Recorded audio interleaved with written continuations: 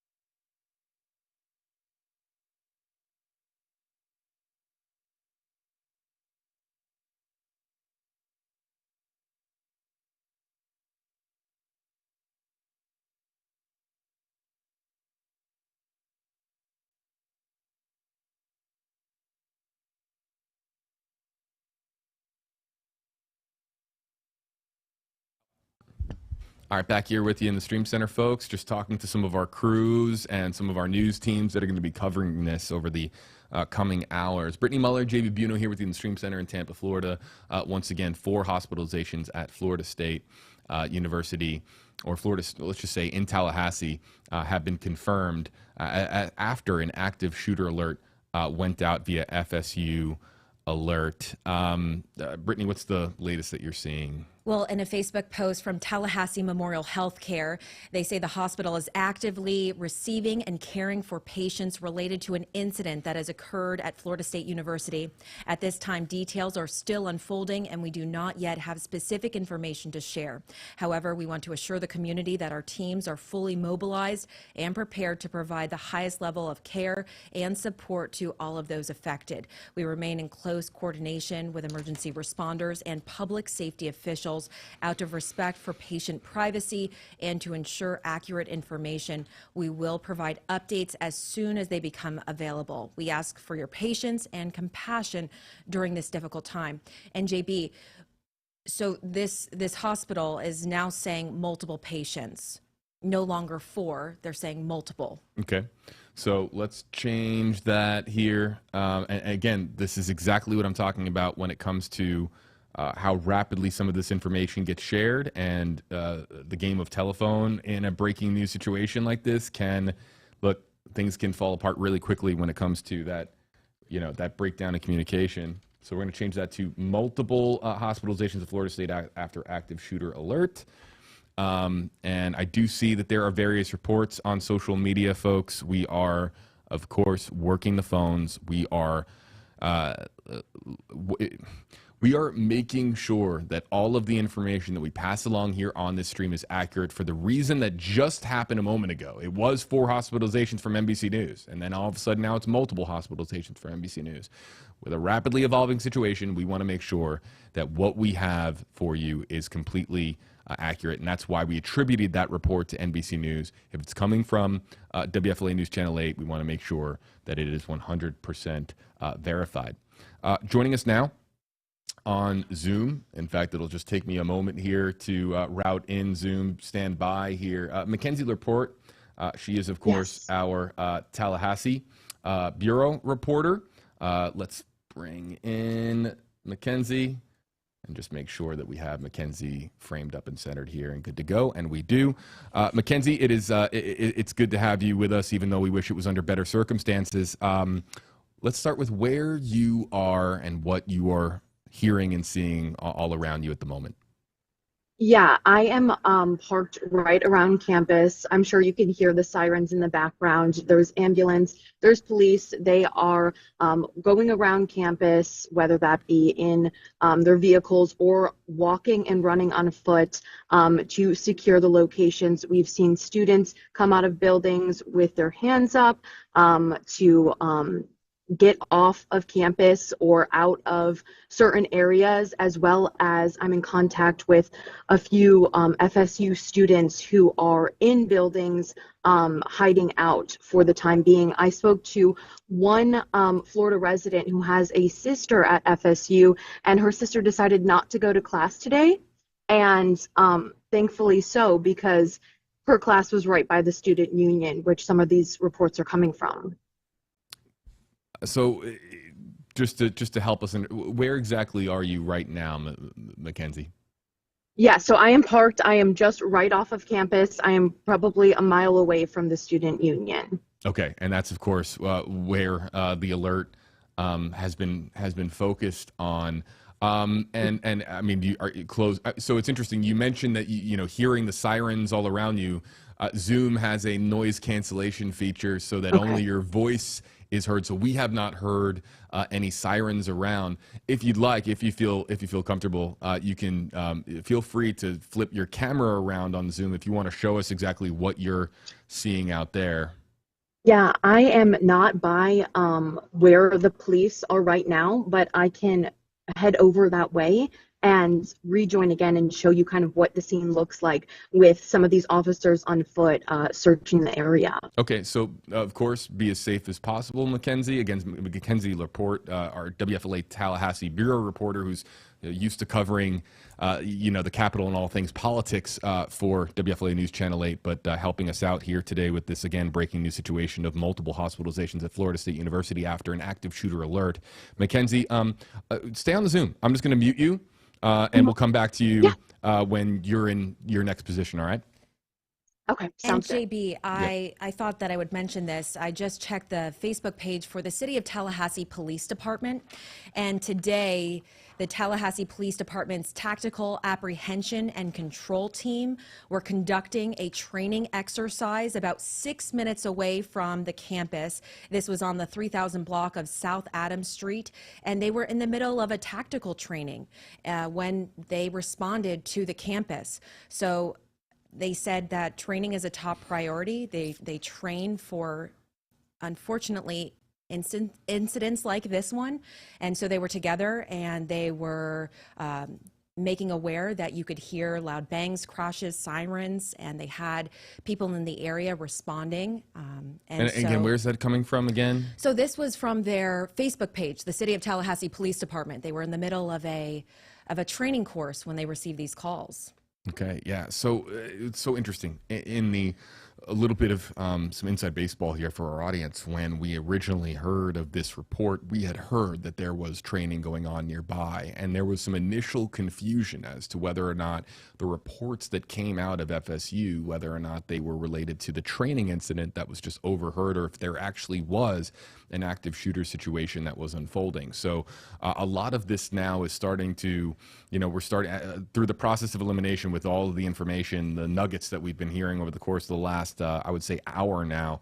A lot of things are starting to become more clear. But the most important thing right now is there still an active shooter threat on campus? The alert still remains, and as the alert remains, the threat is still real, and that's why, of course, the most active alert right now in the top position for FSU Alert is the one that says, again, police have responded to an active shooter at the Student Union.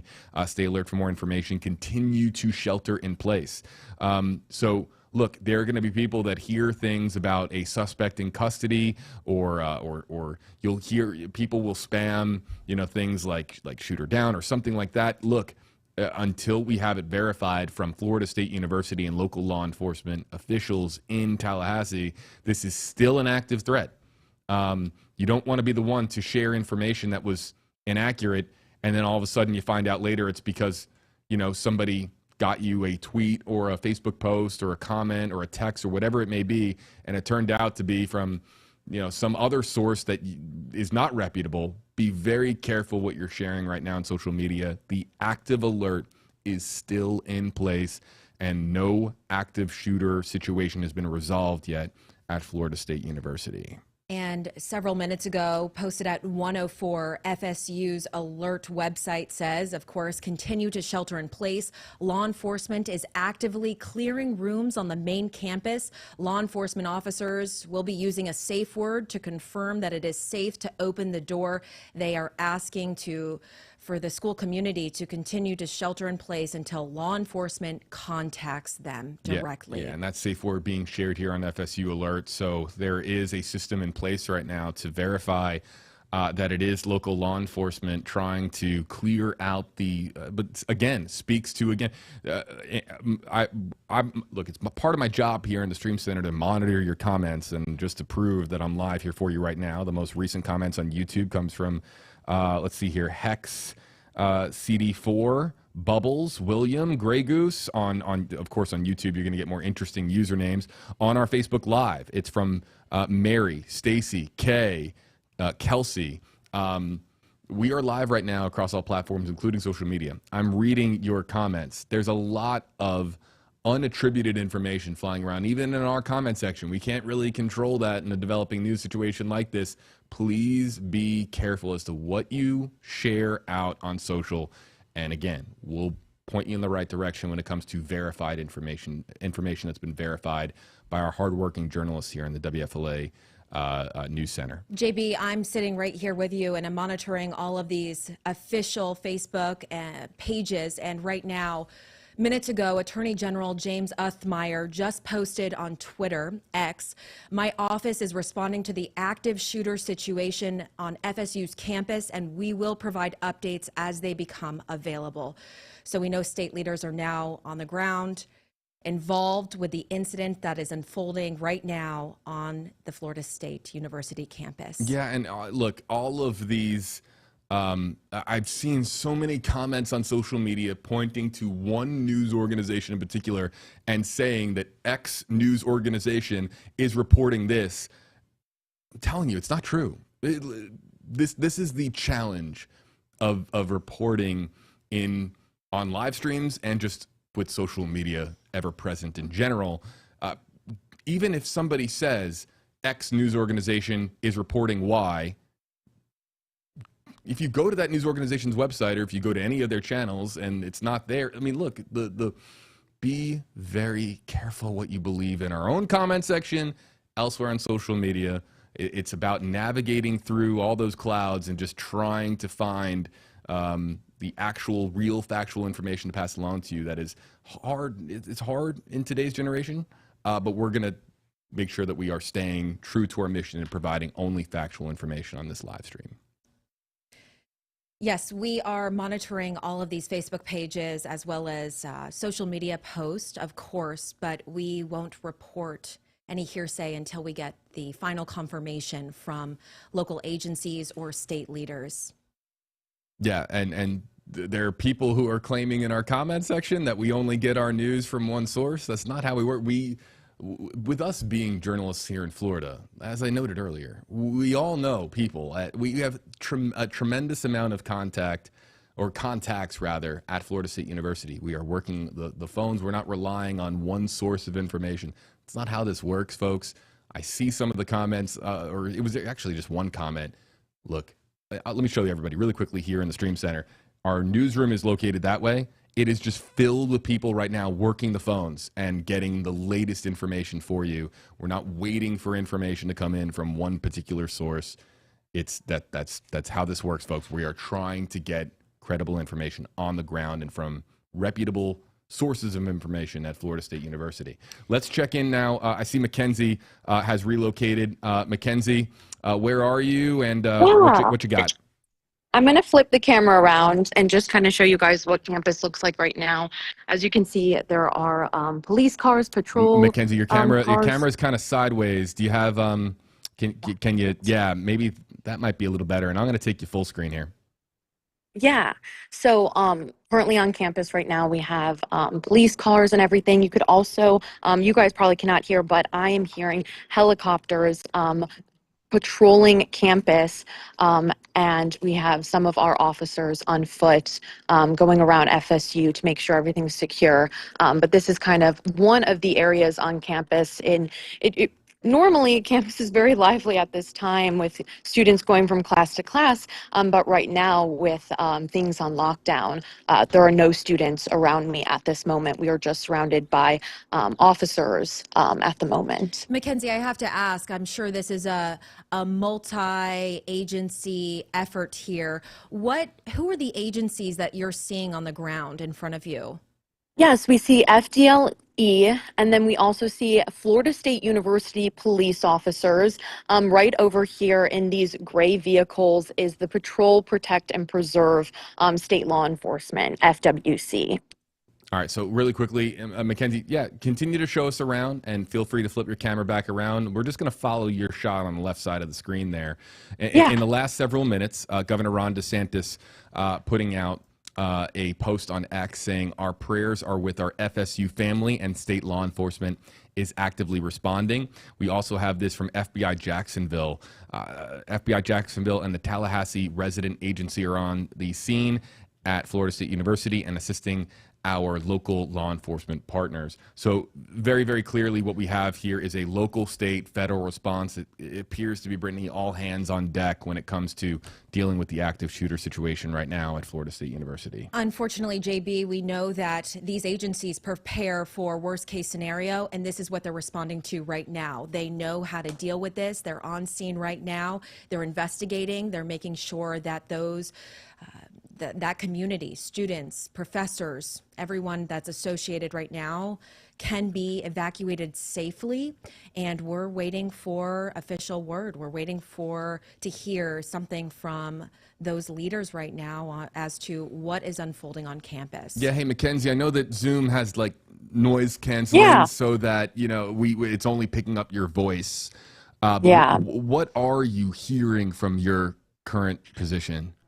At where I'm at on campus, it is dead silent at the moment. The only thing you can hear right now are the helicopters up in the air circulating and looking over FSU's campus. Every few minutes, you can hear ambulance sirens and police sirens in the background. I'm starting to hear faint noises now of those very sirens, but nothing right in this direct area where I am on campus. It's a little bit more distant at the moment. Roger that. And so, and what are you pointing at there off in the distance? It's kind of hard. Yeah. What are we looking at? This is the Dorman Hall at FSU. And right here we have just FSU, Florida State University police cars lined up, FDLE. We have FWC also here too. I haven't seen any officers in this specific location right now on foot at the moment. It seems like this is kind of the stationary for all their cars while they go off on campus to do search procedures and everything. Roger that. We're going to try to get some, try to answer some questions out of our comment section. Have I missed anything in the last couple of minutes? Because we're preparing also to simulcast on WFLA News Channel 8 here.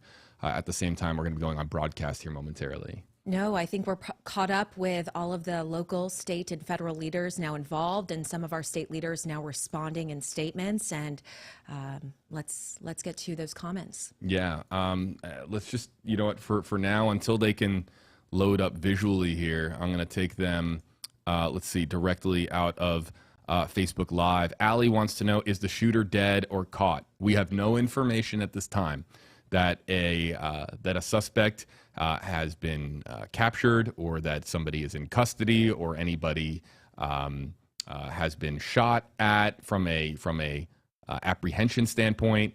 As far as apprehending a suspect, none of that has been confirmed just yet. We are waiting, of course, on official confirmation from local, state, federal officials and law enforcement on the ground there in Tallahassee.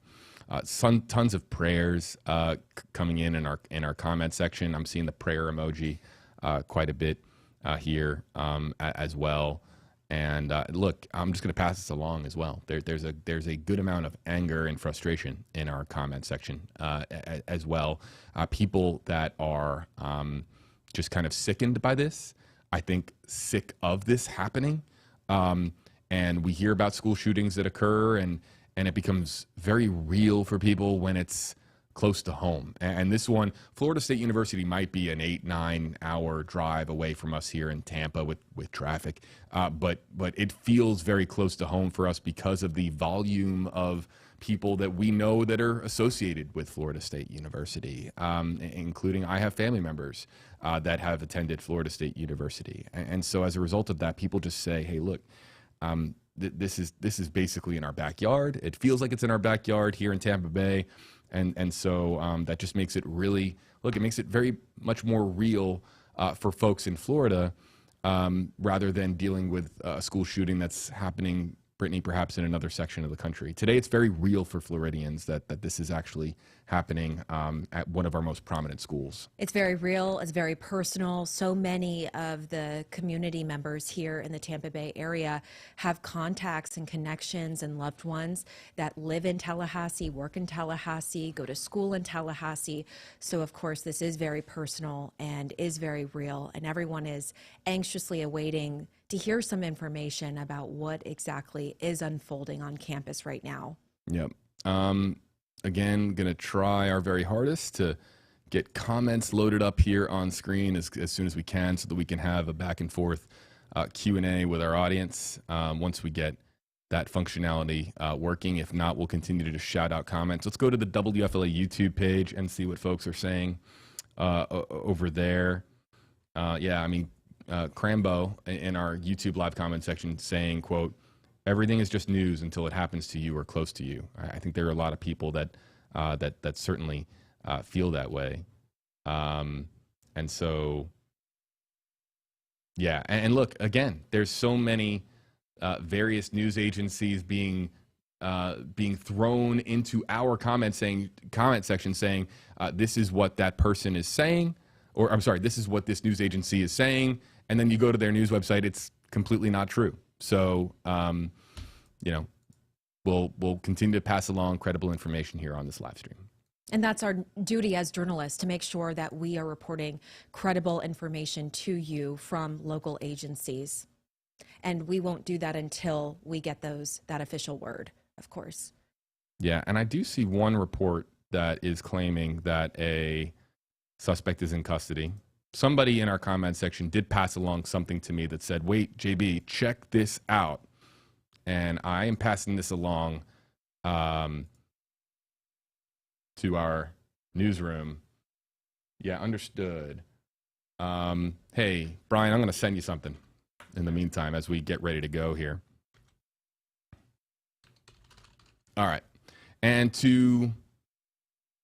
in 10 seconds, we're going to be simulcasting on WFLA News Channel 8. Mackenzie, stand by. We're going to come to you for another live report. And again, we'll be simulcasting on all platforms.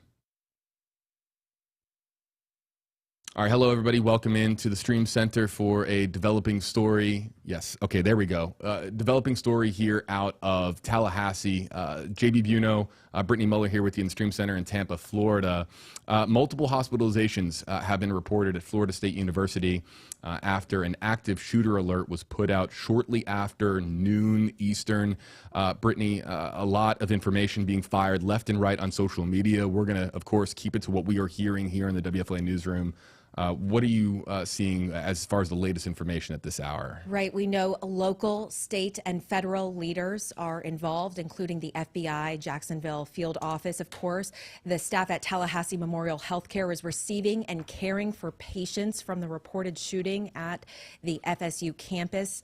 We know that the school is still on lockdown at this hour, and the police there are going to be slowly clearing and evacuating rooms on the main campus by using a safe word to confirm that it's safe to open the door.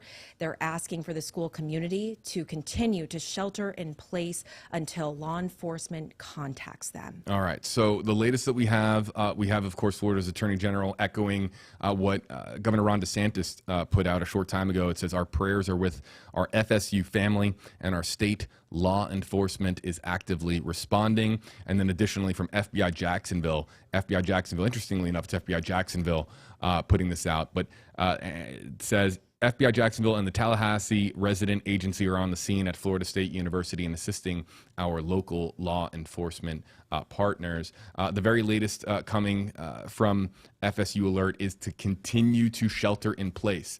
I think it's our responsibility to remind our audience that it's so easy now to fabricate misinformation on social media. And if you're logging into social media trying to get the very latest about what's happening at FSU, you might find just landmines left and right, everywhere you look, pertaining to this developing story. Please be careful as to what you, not only what you read, but more importantly, what you share, because that's exactly how misinformation can become so widespread. FSU Alert is a system that has been put into place by Florida State University specifically for days like today when we have a particular threat on campus.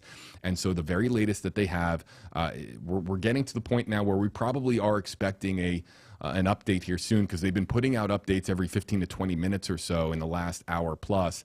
But continue to shelter in place is the latest thing that we have at 1:04 p.m. Eastern time. Of course, that's now about 20 to 21 minutes old. We also have our WFLA Tallahassee Bureau correspondent, Mackenzie Laporte. She's there with us on the ground.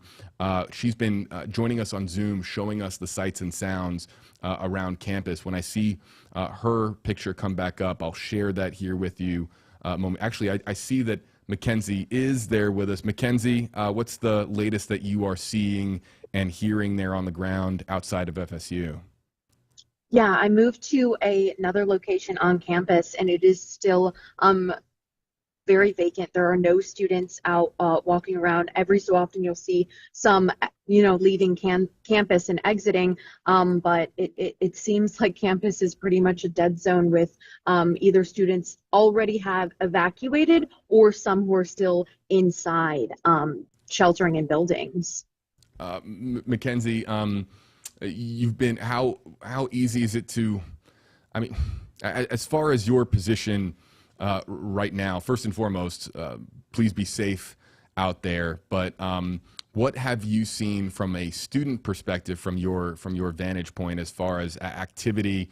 Both, I mean, look, as far as cars, people walking around, are people walking away from campus? What's the latest that you're seeing from your vantage point? Yeah, so the student union is kind of the heart of this story right at the moment. So most students and cars are exiting and leaving campus, moving away from the student union. When you drive past the dorms or these student apartment buildings, everyone is on the phone and calling their families to let them know that they're safe back home at their apartments. Every student that you see who is leaving campus and exiting is on the cell phone, whether that's getting updates or letting their families know that they're safe.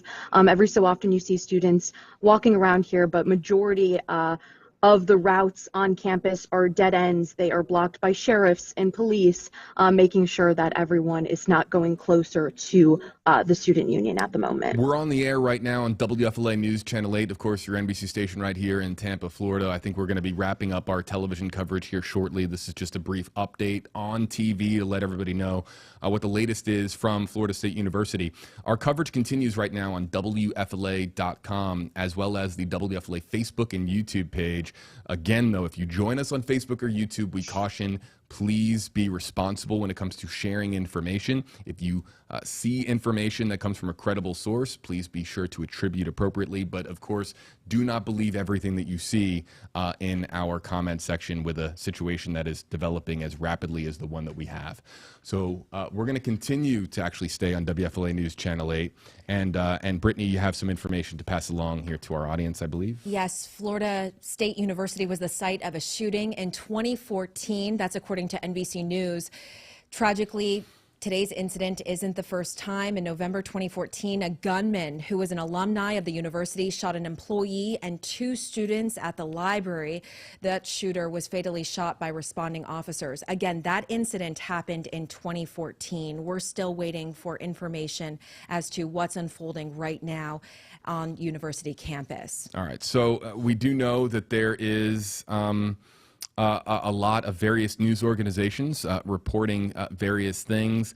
And I have seen at least one news organization make reports when it comes to the status of the suspect. We have not been able to confirm any of that information. I think it's pretty telling that no other news organization right now is going with that information. A reminder to our audience how quickly misinformation can spread in a situation like this. I know I sound like a broken record here, but when I look at our comment section, Brittany, and I see just how much misinformation is getting shared, it's alarming.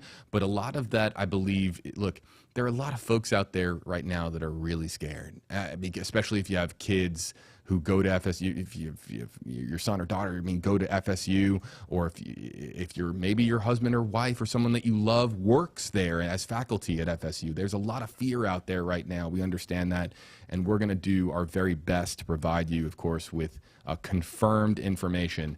And the information that is circulating right now that we have seen is not verified. In fact, we have made calls, and look, bottom line is right now the FSU alert stands pat. That right now it is a continue to shelter in place at Florida State University as they continue to clear rooms and make sure that it's safe to release the release the active threat and say all clear, which we hope happens soon. Exactly. And of course, we're monitoring that online. We know that local, states, and federal officials are on scene: FDLE, FHP, the FBI. We also know that Attorney General James Uthmeyer's office is also on scene. Uthmeyer was supposed to have a news conference in Jacksonville this afternoon, but that was canceled in light of what's happening at FSU right now. The Governor Ron DeSantis is also posting on X, extending his prayers right now in light of everything that's going on. And I know that the community is worried right now. We have our colleagues who have students on campus right now. We're also trying to connect with a student at campus who heard gunshots, and so we're trying to get him to join us on WFLA Stream Center right now, JB. Yeah, we're going to try to get him on as well, and I believe that we have some contributions that are coming in from people, and we've encouraged, if you're going to use Report It, to do so from only the absolute safest of scenarios. But yes, we have Report It on WFLA.com open for people who want to share anything our way, whether it's a piece of information or if it's videos or photos. Just go to WFLA.com/Report It. We will be bringing in some more contributors here to the live stream as soon as we do, as soon as we have them. But in the meantime, let's check in with Mackenzie. Mackenzie, where are you, and what are we looking at here from your Zoom vantage point? Yeah, so we are still on campus. I just pulled off to the side to park, and you see some students gathered over here on the grass, very close to these police cars and everything. And I did check in with a few that were walking by, and they said that they were okay. But we are still hearing those helicopters circulating campus as well. And this is the scene at the moment. We're seeing some students gathering outside of class halls and everything. Mackenzie, while we have you, I know that you're also paying attention to any incoming texts, any incoming information. Have you seen anything since you've been on this particular live stream with us? All I've known so far, still to be true, is that the FSU alert is still ongoing. And from what I can see out here in front of me, feet on the ground, is a lot of students leaving campus, and most of them are on their phone calling parents and families, I'm assuming to make sure that they know, that their loved ones know that they are okay and they're safe.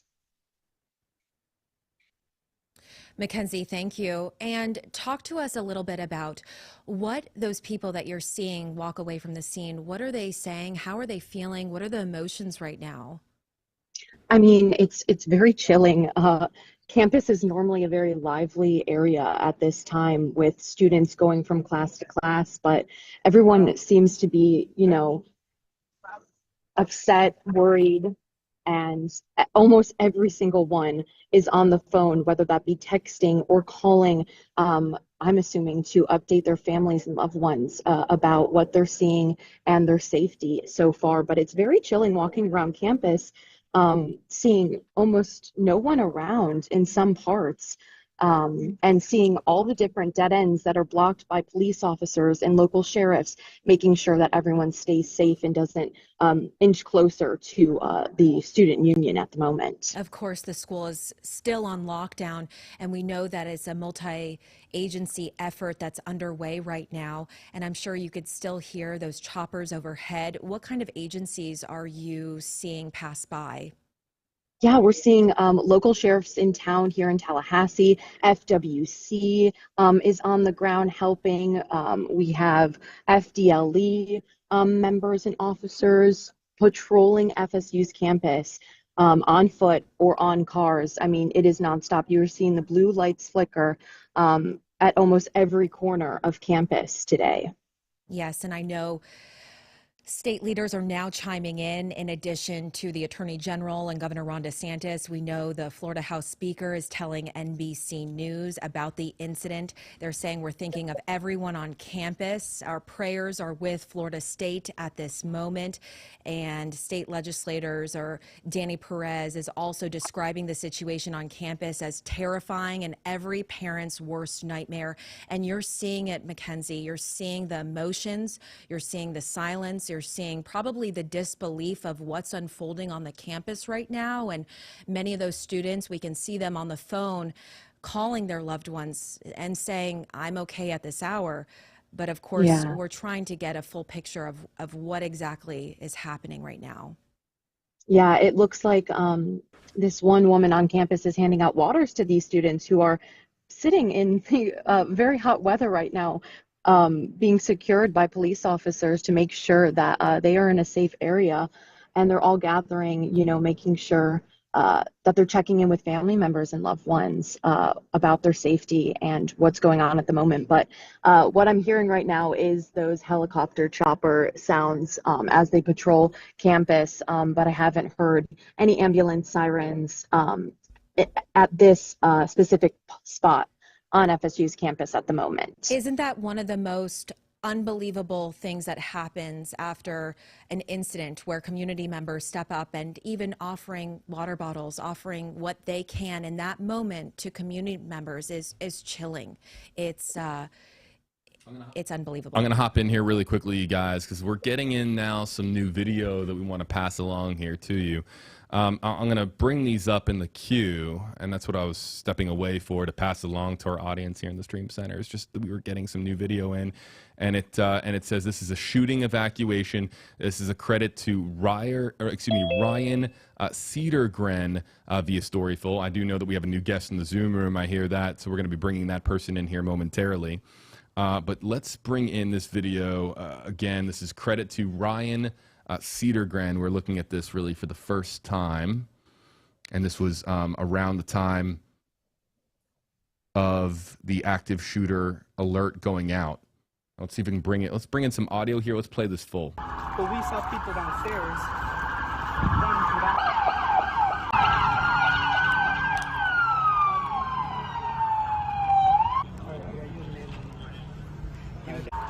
But we saw people downstairs running from that. All right, and that's from Ryan, and we appreciate that video being sent in. A lot of these videos can also be sent in via wfla.com/report it. But again, if you use that tool, we encourage you to do so only from the safest of scenarios, the safest of circumstances. This is another video. This is coming in from Garrett Harvey. And I think this one is this video got stretched a bit, but you can see, and I'm going to ask our newsroom to see if we can get this to me in the correct aspect ratio.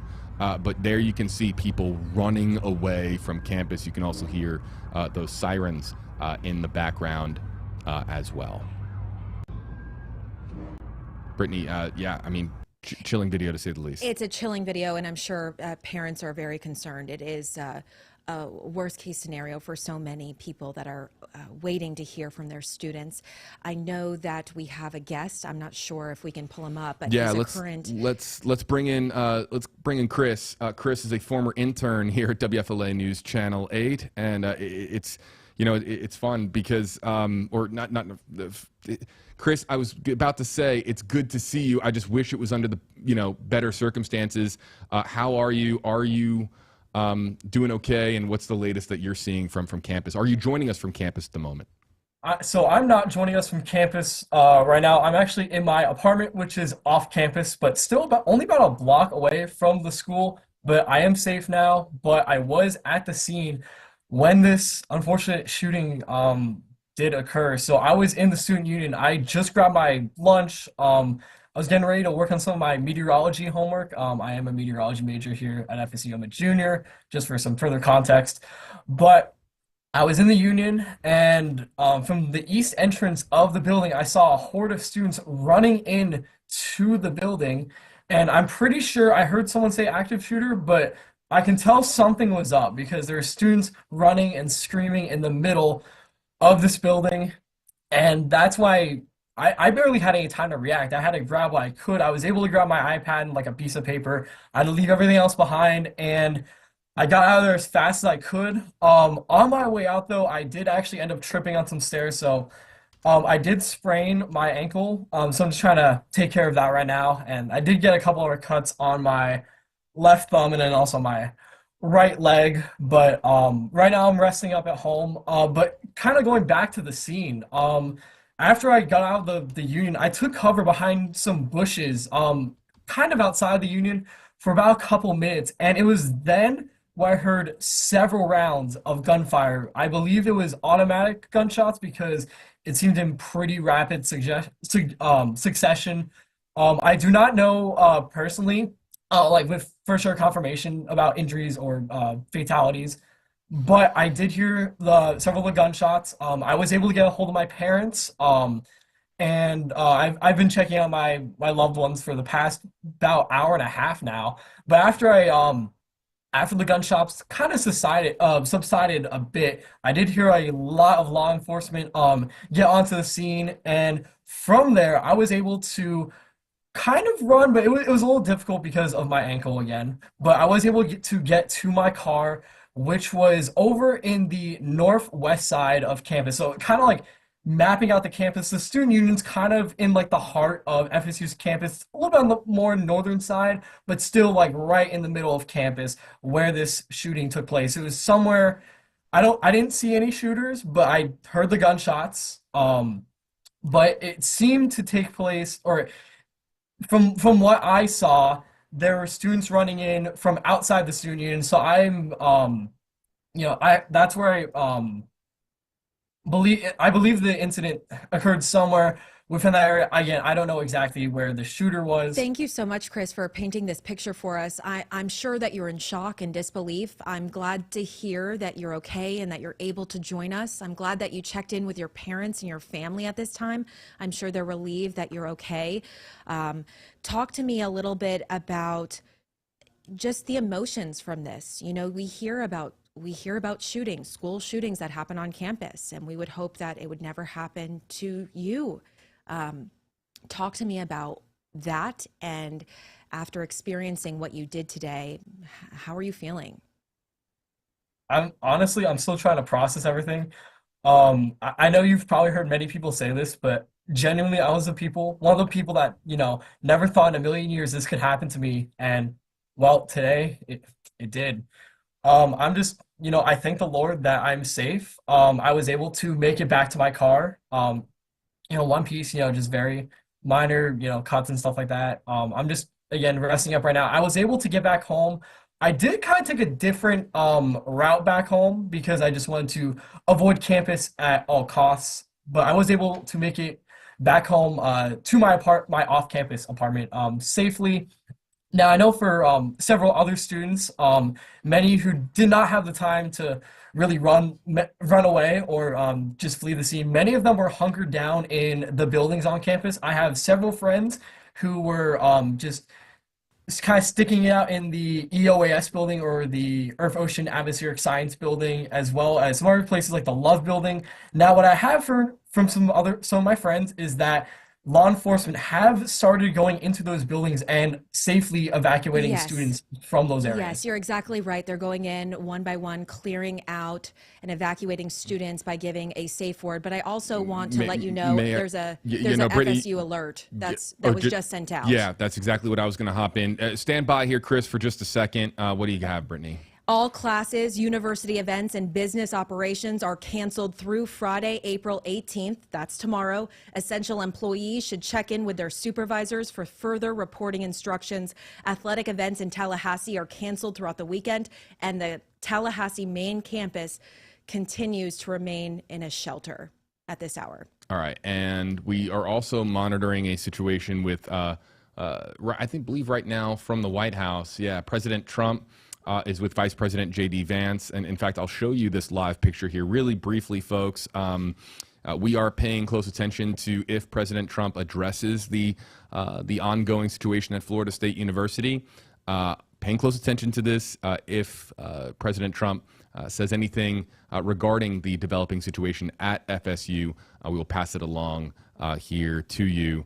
I do not know if he has said anything yet. I'm going to check with our news team in the newsroom as to whether or not any update or any comment from the president was shared as he continues to meet with dignitaries in the White House. We're monitoring that, of course, on social media and all platforms. But can we bring back Chris in, if possible? Yeah, let's bring Chris back in. Chris, how's your ankle? I mean, it's okay right now, but I will say it's kind of hard to walk. I've been kind of having to kind of hop on my right leg, like really around my apartment. It's kind of rough, but I'm just gonna kind of what I've been doing before this call. I've been just propping it up on my bed, just kind of icing it down, just kind of letting it heal naturally. But kind of the same thing in my other leg, which is so. I want to start from the beginning for those who have just joined us, because we just had a new crop of folks joining us on Facebook Live and YouTube Live. Take us through where you were, what you were doing, and when you said that you heard gunshots. So take us through all of it from your vantage point. Yeah, absolutely. So I was in the student union. I just grabbed my lunch, just started finishing. Yeah, I finished eating. I was getting ready to do some of my meteorology homework when I saw a large amount of students running into the student union from the east side, screaming, and I believe I heard active shooter. That's why I realized I need to get out of there. So I did. I was running with a bunch of other students. When I was heading down the stairs, I did unfortunately trip, and I did sprain my left ankle. Just got a few cuts. But other than that, physically, I'm okay. But after I got out of the building, I went behind a couple bushes near the Union, and that's why I started hearing several rounds of gunshots. So I knew this was a real situation. This is not a false alarm. This was something that was happening right now. It was an immediate or an imminent danger to the students on campus, and it was just honestly surreal. Like, I was hearing several rapid fire rounds of loud bullets. It was a very loud sound. It was horrific. I mean, I never thought in a million years something like this would happen to me. And at my school, like, I've been attending FSU for 3 years now, and I never could have imagined that something like this could have ever happened to me. But after the gunshots kind of subsided, I immediately heard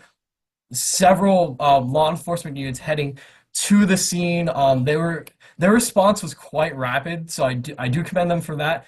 However, I still don't know, like, official details regarding any injuries, fatalities, or even if the suspect or suspects have been apprehended yet. But after I took shelter, I was able to make it to my car, which was parked on the northwest side of campus. And from there, I had to take kind of an alternate route back home. I just wanted to avoid Tennessee Street because I know you actually shared some video from my friend Ryan Cedergren. His video caught. That's your friend? Yeah, I'm friends wow. with. I believe you also used a video from Garrett Harvey. I'm friends with both of them. So, which is funny, well, only because that was just pure coincidence that those students happened to send in video that was in no connection to you, Chris. So, yeah. Even with a student population of how many students it was earlier? I mean, 46,000. So just so happens that who sent us in video earlier, and we thank them for sending in that. In fact, let's show some of that video here. This is first from Ryan. But I'm sorry, Chris, continue. Yeah, you're good. So in those videos that are on screen now, I mean, you can see the law enforcement units are beginning to arrive there, and several students are, trying to evacuate. And it was a very just. I mean, I know I felt distraught because I was like, "What on earth is happening?" And I mean, from that point, like, and I know one of the other videos, you can see that several students were crossing Tennessee Street, which is kind of one of the main roadways in Tallahassee. It's pretty busy, but really students were just trying to do anything they could to just get away from campus. And I was in the exact same boat, except usually I am, even though I live only about a block away from campus, I usually tend to commute.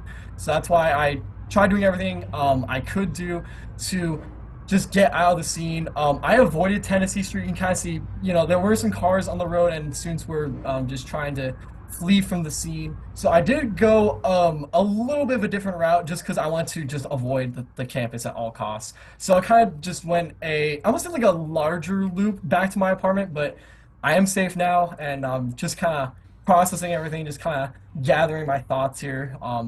Just trying to process like what happened today at FSU. I want to circle back to what I said when we first saw your face. I'm just relieved to see that you're okay, Chris. It feels like yesterday you were right here with us in the Stream Center interning. I froze this here on the center of your screen because you can see there, those are the people that are frantically running across the street in the opposite direction of campus itself, of the student union as we understand it. And then this is again from Garrett Harvey. So if you haven't seen this video, this is one of the many videos that are beginning to, circulate. And JB, we have an update that I want to bring to you from the City of Tallahassee Police Department right now. We know, according to police, there's a student reunification point that's being established at the Donald L. Tucker Civic Center. They're saying multiple law enforcement agencies are actively working to secure the Florida State University campus. And again, they are working to create a student reunification point at the Donald L. Tucker Civic Center. Also worth pointing out, it's been 45 minutes now since we've had the last FSU alert go out that has anything other than the fact that this is still an active shooter situation. And look, it's an active shooter situation until law enforcement clears that active shooter alert. It has not yet been cleared. If anything is being shared on social media to the contrary, that it is no longer an active shooter situation, that is not true. It is still an active shooter situation, and the active advice or the active recommendation from FSU is to continue to shelter in place. Chris, I know that that's exactly what you're doing right now.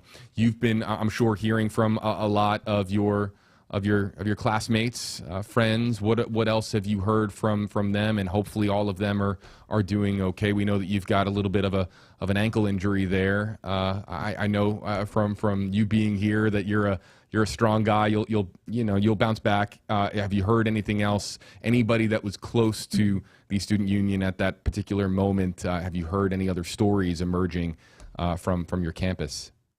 Yeah, so I've been checking in with my loved ones and my friends throughout this situation. I do know of a couple people that were in the union with me. Some of them, I believe, were hunkered down. I know Ryan messaged me through Snapchat that he's safe, but I believe he was also in the union at the time. So basically what's kind of been happening is that some of the students like myself, I was one of the people that actually had the opportunity to flee from the scene, while many others were just kind of instructed to hunker down in just the buildings around campus. I've spoken and just heard from my friends, specifically in the meteorology department, that the SWAT and local law enforcement have begun to evacuate them from the buildings to a safe location. And as JB just mentioned, FSU is establishing a point on campus, the Donald L. Tucker Civic Center. That's where Chris, FSU basketball Chris, plays. I'm so sorry to interrupt. Can you pass that along to me again? A suspect is in custody according to AP. Okay, so the Associated Press is reporting that a suspect is in custody. Let's bring up that report now. Brittany will I see it right here. Yeah, what do you got? According to the AP, a suspect has been taken into police custody and multiple victims were reported in a shooting at Florida State University. A person familiar with the matter told the Associated Press. The extent of the victim's injuries was not immediately known, and there were no additional details about the person who was in custody. The person was not authorized to publicly discuss details of the ongoing investigation and spoke to the AP on the condition of anonymity. Okay, multiple hospitalizations remain. Suspect in custody. And that's what we've got right now from the Associated Press. We're going to continue to scan different organizations that we partner with to make sure that we see reports confirming as such. What is NBC News reporting at the moment? NBC's latest update is talking to students. They are not confirming that anyone has been taken into custody, but of course that changes on a minute by minute basis. This is a very fluid situation. Information is coming in, and we're reporting it as we find it. But of course, we want to make sure that it is credible and coming from sources. Yeah, it should be pointed out that even though we have a suspect in custody, the shelter in place remains. When the threat is deemed to have been dealt with by local law enforcement in tandem with, I'm sure, state and federal law enforcement, as we see here on this shot. Actually, I want to bring this up really quickly there because we see there was a police cruiser that was heading towards us, and it looks like escorting a bus there, and that's just one of the few moments in the last 20 or so minutes that we've seen any significant activity on the Macomb Street and Tennessee Street shot. But yeah, until we hear anything from the contrary, or as to whether or not this is, look, bottom line is, folks, this is still an active shooter situation until the all clear is shared on the FSU alert system with federal, state, and local law enforcement agencies working in tandem. So the FSU alert of continue to shelter in place remains. Just because a suspect is in custody does not mean that the all clear has been given just yet. We hope for an all clear as soon as humanly possible, but of course, waiting on emergency officials to issue that campus wide. And we're combing through different agencies' websites, trying to make that confirmation on our own as well. Yeah, different prayers, of course, coming across right now on social media. So that's we'll stay in touch with our various partners and continue to pass along information as it's received. And we'll continue to answer some questions here out of our comment section. We're right now simulcasting on WFLA News Channel 8, as well as on WFLA.com and the WFLA Facebook and YouTube pages. Brittany Muller, JB Buno with us. Brittany Muller with us. I'm JB Buno.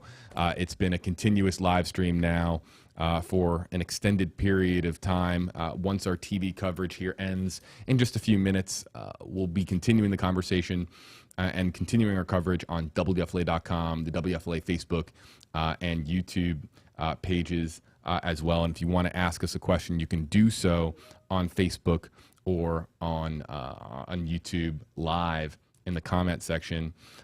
Chris, I would imagine hearing that a suspect is in custody, I'm sure that's somewhat of a relief, but we know that we're not through this just yet until the all clear has been given. And look, we don't know as to whether or not, we have not been given any, credible information as to whether or not it was a singular threat. And just because we have the AP report, which again is coming from anonymous sources, that doesn't mean that there isn't still a significant threat on campus. So we have to be cautious here, but I'm sure there's cautious optimism from your vantage point. Yeah, it's definitely, I use this term very lightly, like some good news. I use that, in quotations. I actually want to give you guys another update I heard from some of my friends.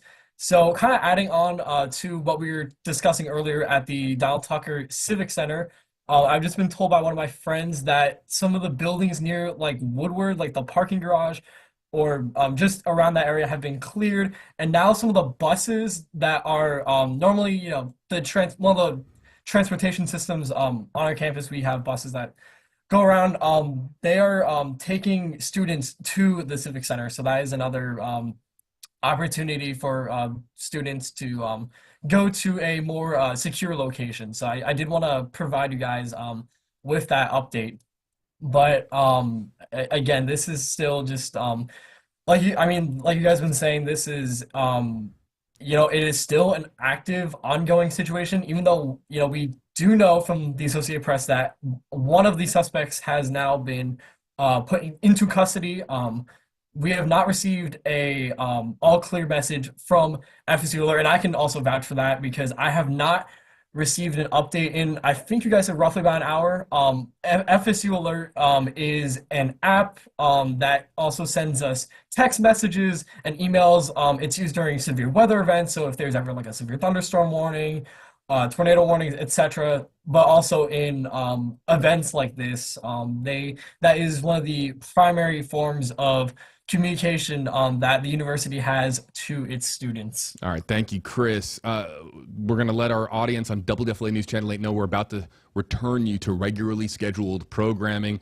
Brittany Muller and myself, we will continue the conversation on WFLA.com, the WFLA Facebook page, and the WFLA YouTube page. We continue online, but for our television audience, we will see you on our website.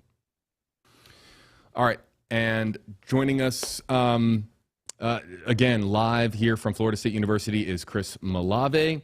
Brittany Muller is joining me here in the Stream Center. We're continuously getting in new information, but for those of you just joining us, Brittany, can we rehash and bring once again the AP report back to the forefront here and go through that and just pass along the most pertinent information with the sources that the AP is talking to? Sure. The AP is reporting that a suspect is in custody and multiple victims reported, according to AP.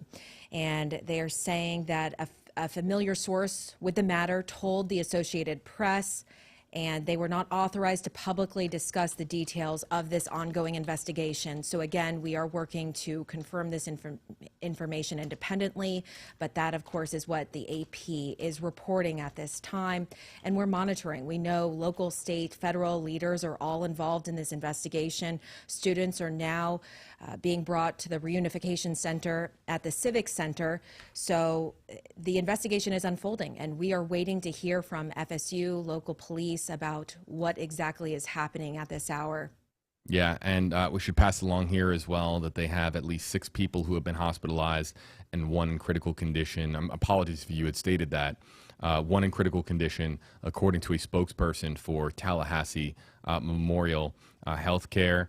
Police were called to the scene around noon. Students and faculty were, of course, as we've been talking about, instructed to continue to seek shelter and await further instructions. FBI agents are on the scene. President Donald Trump has been briefed. So it's a lot.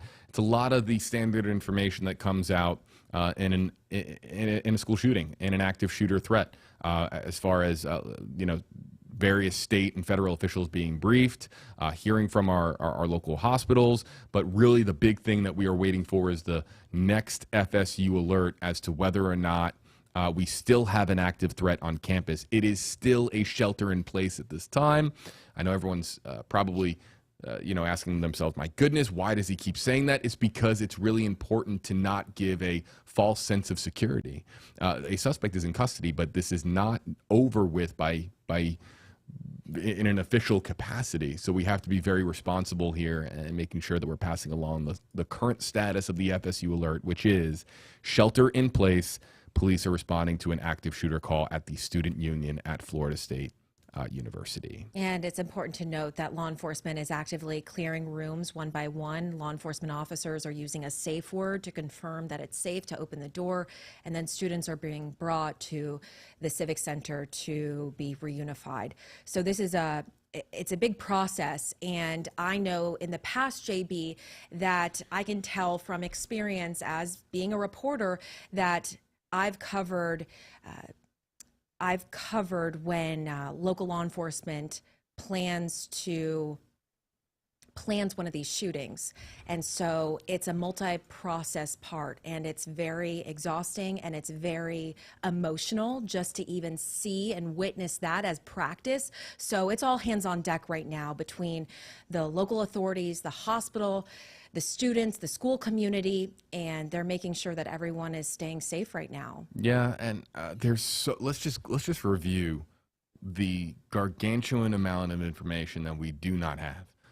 We do not understand the circumstances surrounding the shooting itself. We do not have any confirmed information on how many people were involved.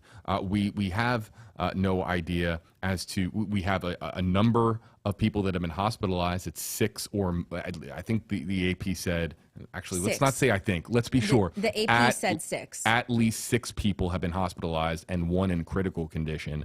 But we don't know if those are students. We do not know if those are faculty.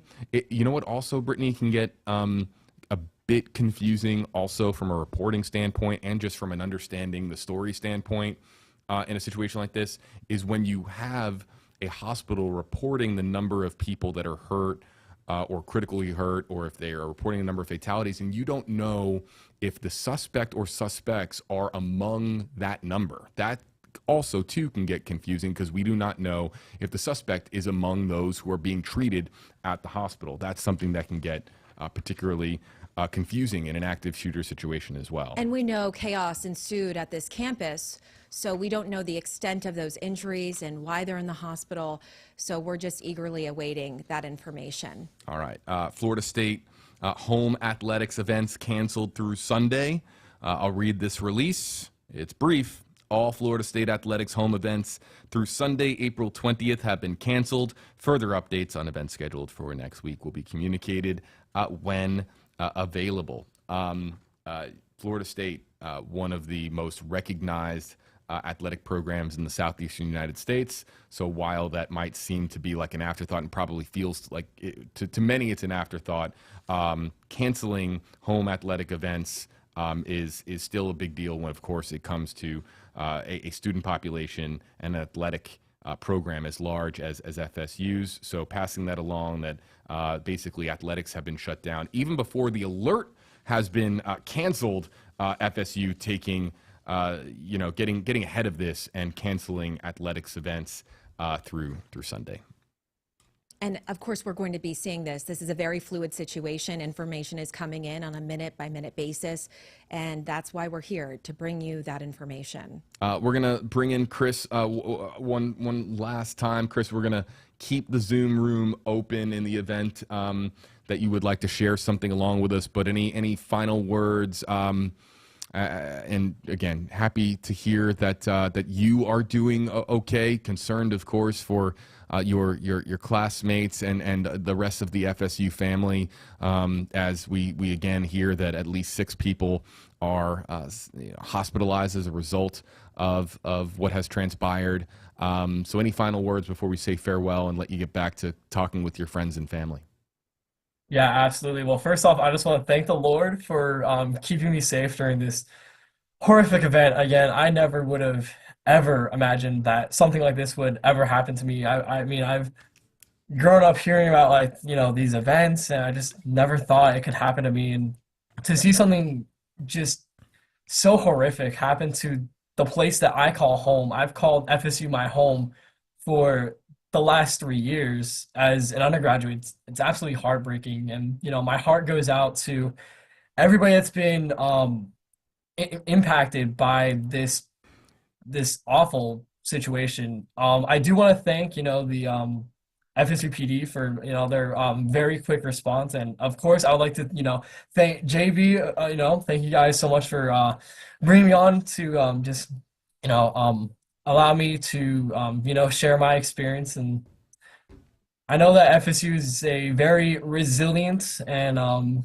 very strong community that we can get through this adversity together. And I know it will take the healing process will definitely take a while. Like, this will probably affect me for years. I mean, like I said, never would have imagined something like this could happen. Like, when my mind was completely focused on other things, I was, it's almost final season. I'm definitely very interested to see how the university handles these last 2 weeks of the semester.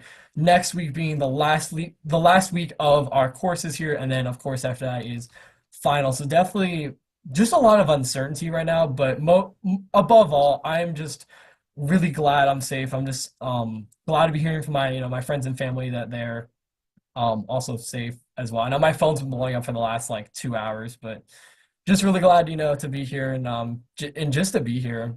Just really grateful just to be all things considered.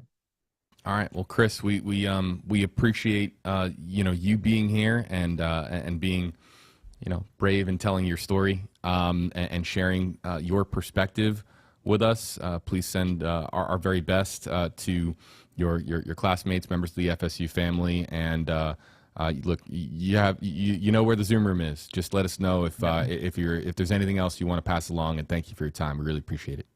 Yeah, absolutely. Thank you so much. All right. Thank you, Chris. Chris, our former intern here at WFLA News Channel 8, doing a really good job. He was a intern doing meteorology with the Max Offender 8 weather team, but putting on his news hat, his journalist hat for us, and providing his perspective. So we really appreciate him joining us. We have heard that President Trump, he has addressed the FSU situation, and we will be turning that sound around here for you shortly. He actually, in fact, he's live. I'll just show it to you here, live from the White House. This is going on at the moment, a scheduled event, but of course with the and that's a signal interruption there. Apologies for that. But with all of the press in the room, you would imagine that one of the pressing matters today that the president was asked to address is the situation unfolding at Florida State University. That is, again, one of the largest universities in President Trump's home state. Of course, he calls the White House home, but Mar-a-Lago is his home as well. And with Florida being so close to him and important for him from a family perspective, we'll be hearing his comments here momentarily. Back here with you, Brittany Muller, JB Buno here with you from the Stream Center. I am just refreshing FSU alert. I am too. We're waiting for something. It's been over an hour now. Yeah, it's been an hour and 7 minutes since the last update. And that, I can assure you to many, just feels like an eternity of waiting, an hour of nothing from Florida State University in an official capacity.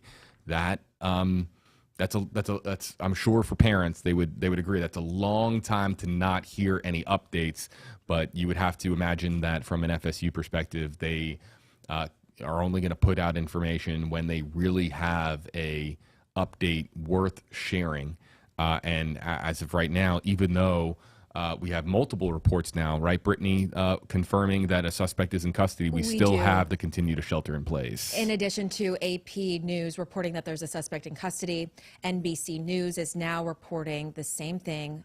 Police say a suspect is in custody in connection to the FSU shooting from earlier this afternoon. All right. So as we continue to get information, what I want to do now is switch gears a little bit and go to our comment section. Our live stream is interactive. If you have a question that you would like to get answered, perhaps you've been very patient waiting for your question to get answered. Our hashtag system is still very much a part of our live stream. You can use hashtag HeyJB, hashtag HeyBrittany. We're unable to make them appear on screen, but I will shout you out and we'll verbally address your comment and try our very best with the information that we have at our fingertips to answer that question. So starting now, hashtag HeyJB or hashtag HeyBrittany. And we'll do our very best to get, information, good information out to our audience watching, regardless of platform or location. So let's see here. Brooke wants to know, hashtag HeyJB, is there any updates on where the suspect was found? That's a very interesting question because the student union has really been the focal point of our coverage. And Brittany, with so much time elapsing between us getting word that a suspect is in custody versus when the alert originally went out, there's a long gap there in time. We have seen with previous shootings in the past where the suspect isn't apprehended at the site of the shooting, but rather would be tracked, followed, or chased to a secondary location Well, we have no let's just get this out of the way. We have no information as to where the suspect was taken into custody, but it's entirely possible that a suspect wasn't actually taken into custody at Student Union or even on campus altogether. Correct. We have no additional information at this time. We're waiting for official word from the Tallahassee Police Department, and they are the agency that would reveal that information. Marcos asking about any secondary people involved as far as from a suspect perspective. We do not have any details on anything from from whether or not there's multiple people involved or whether there's a singular amount of people involved. Active shooter situation just means that there's a threat. It's a very general sort of umbrella term used to describe a situation that could encompass a lot of different things. There could be multiple, there could be singular. Unless the alert specifically states the number of people involved, it's a very general sort of term, and we treat it as such. We have never on this live stream said that there is one shooter involved or multiple shooters involved, because we really do not know. All we have is the alert that went out, which was for an active shooter situation. And to shelter in place. Yep. And that still remains. Let's see here. Again, looking for any hashtag hey JB or hashtag hey Brittany. I'll read here from Derek, and you can take this for what it's worth, folks, because it pertains to an experience on campus. Derek says, hashtag KJB, I was in a lecture hall with 400 people in the building right next door to the incident, and would like to thank you, would like to make a thank you to the person who ran into our room and gave us a chance to escape. Wow. That's chilling, JB. That's chilling, yeah. Again, we have to take it for what it is as a social media comment, but if true, truly... My goodness, yeah. You'll hear of, in the aftermath of school shootings, you'll hear of those stories of heroism, right? People who did extraordinary things on what, again, it's so, school shootings are it's the worst of the worst, but my goodness, to think of just a very normal day. I mean, maybe you're focusing on that English exam that you have to take, or whether you're hanging out with your friends in the cafeteria. It's just another school day. And there's only 2 weeks left of the semester. Right. So things are starting to slowly wrap up. Timothy says, hashtag HJB, is the school sending everyone home? No, it's a shelter-in-place order from FSU. It's a shelter-in-place alert. Law enforcement officers have been going room to room using a safe word to confirm that it is safe to open the door. And it says here, continue to shelter in place until law enforcement contacts you.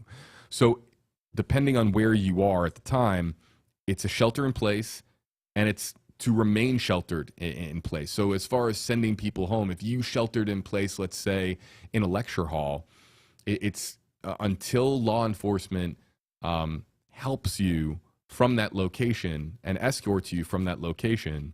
No, you're told to shelter in that place. It's not a situation where, oh, the suspect is in custody.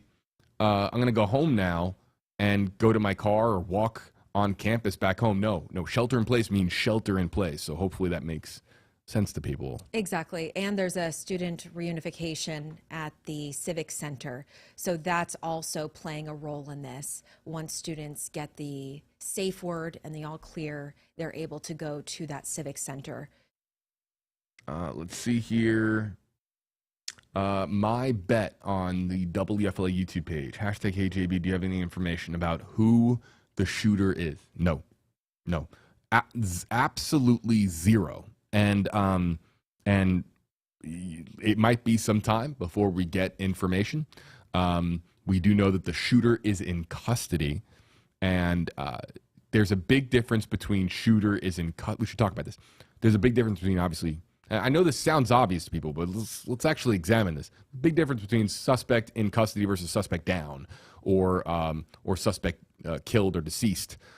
So a suspect in custody is basically indicating to us and indicating to the public that the suspect is alive and in custody. Otherwise, the AP would have been told by their source in all likelihood that the suspect is deceased. But no, in custody, you would imagine, given that the Associated Press takes their job very, very seriously, it's led us to believe the suspect is in police custody and alive. JB, I also want to mention here NBC News, and of course, we're trying to turn around that sound for our viewers joining us right now. Yep. President Donald Trump is calling the shooting a horrible thing. He said that it's a shame, horrible thing, horrible that things like this take place, and we'll have more to say about it later. All right, so let's cue that up here, and yeah, we're gonna load it into this spot. Stand by, folks, in the stream center. There is no person behind the scenes, loading. It's all done by us here, so stand by. Here we have President Trump addressing what has transpired at FSU. Florida State University, Tallahassee, active shooting. I guess it's an active shooter. Fully briefed as to where we are right now. It's a shame. Horrible thing, horrible that things like this take place, and we'll have more to say about it later. And that's that. So a very brief comment from President Donald Trump from the White House saying, that it will be addressed. He'll share more on it later. Obviously, he's meeting with various officials in the White House today, and we'll likely get briefed on it, and we'll be able to speak more on it when he's updated with more information, as this has been rapidly evolving. Right, and everyone's gathering information at this time as well. So, it's funny, I say rapidly evolving, but really from an FSU standpoint, we are now approaching, I believe, an hour and 15 minutes without an updated alert. So rapidly evolving, I'm sure, in real time on the ground. But from a parent standpoint, you're probably thinking, my God, it's been anything but rapidly evolving as far as the flow and trickle of information out of FSU. Because let's just kind of go through this. We had alerts. Well, we did have the 157 alert, but that was a secondary alert rather than a primary alert. So we had 1240, 104, the 157 secondary alert that was all classes and businesses or business operations are canceled through Friday, April 18th. Essential employees should check with their supervisors for further reporting instructions. But yeah, as far as anything regarding the shelter in place or the active shooter situation, no update in the last hour and 15 minutes, or 17 minutes now, I think it is actually. I think everyone's on standby right now in disbelief. Mm-hmm. After seeing the images that are coming forward and, of course, the scene playing out, we see right there on your screen, it looks like Florida Highway Patrol escorting a bus. Behind that bus. Oh, yeah, let's go full screen here. Yeah. Behind that bus, it looks like there's a vehicle. So it does look like someone is being escorted. We see on that street right there, we're looking at Tennessee and Macomb Street. We see deputies or maybe troopers blocking off the street. They're flooding the area. We can see ambulance and fire rescue on scene as well. Yeah, it's limited live cameras at our disposal in a situation like this. We'll try to see if we can get Mackenzie back on the line. Perhaps she has some additional info or a new vantage point to share with us. However, the amount of live cameras are limited. We showed you this video here earlier, and we'll circle this or bring this back rather. Here's the one from Garrett Harvey via Storyful showing the classmates, or we don't actually, it could be anybody. It could be anybody running in the opposite direction of campus, crossing the street and doing so there. In fact, traffic was very much, proceeding normally, and they had to stop to allow for that group of people to cross the street there. And again, Tallahassee Memorial Healthcare is reporting that at least 6 people have been hospitalized, including one person who's in critical condition, and that's according to a hospital spokesperson. And of course, we don't know the extent of their injuries and what that looks like right now, but we do know they're busy at work. It's a busy day for local agencies or healthcare workers in response to what unfolded at FSU earlier this afternoon. So misinformation again in our own comment section. Let's be clear. There is no credible report that I have seen. You can use hashtag KJB and get my attention. It's part of what I do here is vetting information and also to explaining to people when we're dealing with a misinformation landmine. But I'll read your comments if you use hashtag KJB in our comment section. That basically gets my attention because it's a little bit more big, bold, and bright on my screen. But no, there are no confirmed fatalities as a result of what has transpired today at FSU. The updated count from the Associated Press, and perhaps why don't we just get a refresh from our partners if the numbers are holding true. At least 6 victims, according to the Associated Press, one of those being in critical condition, and no, we haven't seen anything about fatalities, correct? Well, no, nothing about fatalities. But what I can tell you, 4 minutes ago, NBC News is reporting that the Tallahassee Memorial Healthcare spokesperson is saying 1 of the 6 people are in critical condition and 5 others in serious condition. Okay, so that's new. So the AP had reported that it was just 1 person in critical. So now we know. And look, hospitalizations can be really wide-ranging, folks. So hearing that 5 are in serious and 1 in critical is not great news, because you were hoping that the 5 other hospitalizations in this case were minor injuries, but to hear that they are in was it serious condition or serious injuries? Serious condition. Serious condition and critical. So 5 in serious condition, 1 in critical condition. Correct? Correct. 5 in serious condition, 1 in critical condition. And that's according to Tallahassee Memorial Healthcare, a spokesperson with the hospital. Yeah, really, that's heartbreaking news, and we just hope that those who are in serious condition are able to pull through. But again, going back to where this began, people in our comment section who are, I understand they're even citing certain news agencies. That doesn't mean, look, I'm going to those sites and then not seeing anything closely close to resembling the comment that we have in the social media comment section. So be very, very careful, folks, when it comes to the misinformation that exists in our own comment section and elsewhere on social media. We have no information on fatalities at this time.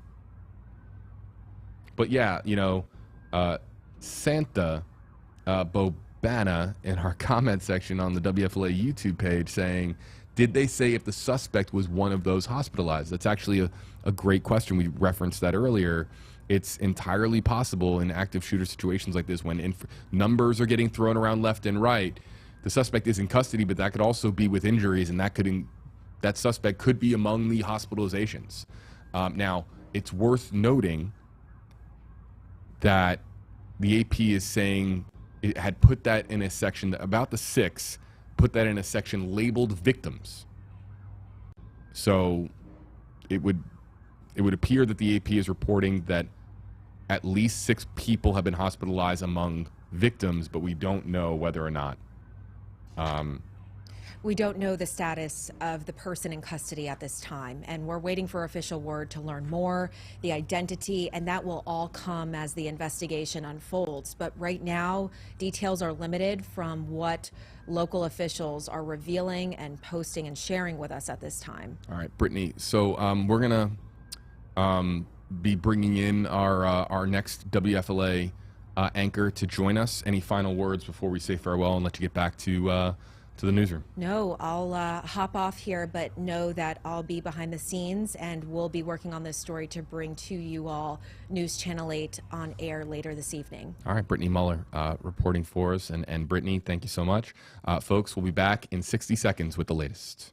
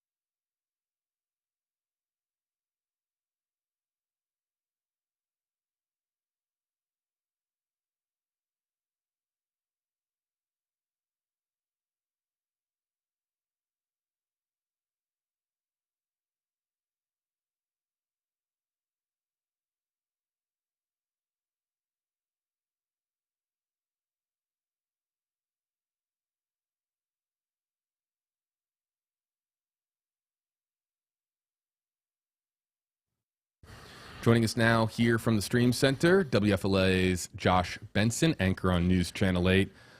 Josh, I'm sure you've been following the developments with what's been transpiring at Florida State University. It's still a shelter in place. We've been checking, of course, FSU for the next update, waiting for the next alert to come out. What are some of the things that you've been hearing as you've been gathering information on this story? Yeah, I mean, it's shocking. My wife went to FSU. I have friends who've gone to FSU, know the campus very well. So to hear this so close to home, I think is a shock for a lot of people watching right now, because this is in the heart of Florida, so to speak, that a lot of people have attended that school and many still do. So I think there's still a lot of details that they work through. We're seeing a lot of stuff on social media, the rumors of how many injured, if there are anybody killed at this point. So, I do see your update there, 6 victims at this point that were told from the AP. So we're following along that very closely. But again, we see this far too often across the country, but when it hits home like this, it's really tough to watch. So yeah, we were talking earlier, FSU might be a pretty lengthy drive away. 6-7 hours is a relatively normal time for us to make it from Tampa Bay to FSU. But this feels like it's right in our backyard. Right, it does. And so now we're starting to see some of the announcements coming up, how schools canceled, sports are delayed, all the events and all the logistical things that have to happen after that. But they're still trying to figure out how this all happened. And again, in this day and age of social media, you're seeing video pop up now, just quick updates to see how this is going to turn out. But, terrible news, and we hate seeing it at FSU. Yeah, and we're just getting in a breaking alert from NBC News, and I'll read that report. 1 person killed in FSU shooting, according to senior law enforcement source. I'll read this from NBC News and reporter Tom Winter. There has been at least 1 fatality as a result of the shooting incident on Florida State University's campus. A senior Florida law enforcement official briefed on the matter told NBC News. The Tallahassee Police Department confirmed earlier today that 1 person was in custody in connection to the shooting. So a breaking development here from NBC News. A senior law enforcement official in Florida telling NBC News is Tom Winter that at least 1 fatality has been reported as a result of the shooting incident at FSU. Yeah, and we know that based on the 6 people that were getting treatment in Tallahassee Memorial Healthcare. That was reported to NBC earlier today. Now, they did send out that alert, and I know you've talked about that in the last hour. Sent out an alert to school, students, faculty, staff, seek shelter, and track down that shooter, which they've done. But yeah, I think this is where you start to worry, especially covering these stories. You always hear the initial reports of the injured, and it's usually a number that generally changes when this thing's all said and done. So hopefully that's it. And then we're not going to hear any more. It's awful that a person has been killed here, but we still have, you know, at least 5 others that are injured. We don't know necessarily the severity of those injuries. Yeah, and let's just because I know that new nugget of information is going to prompt a lot of questions in our comment section. We do not know if this was a student. We do not know if this was a faculty member. All we have is that information that one person has been killed. But the second line from Tom Winter's report suggests, I want to be very clear, suggests that it's not the shooter who has been killed, because they're saying, you know, earlier today that one person was in custody in connection to the shooting. Now, look, the fatality could have come.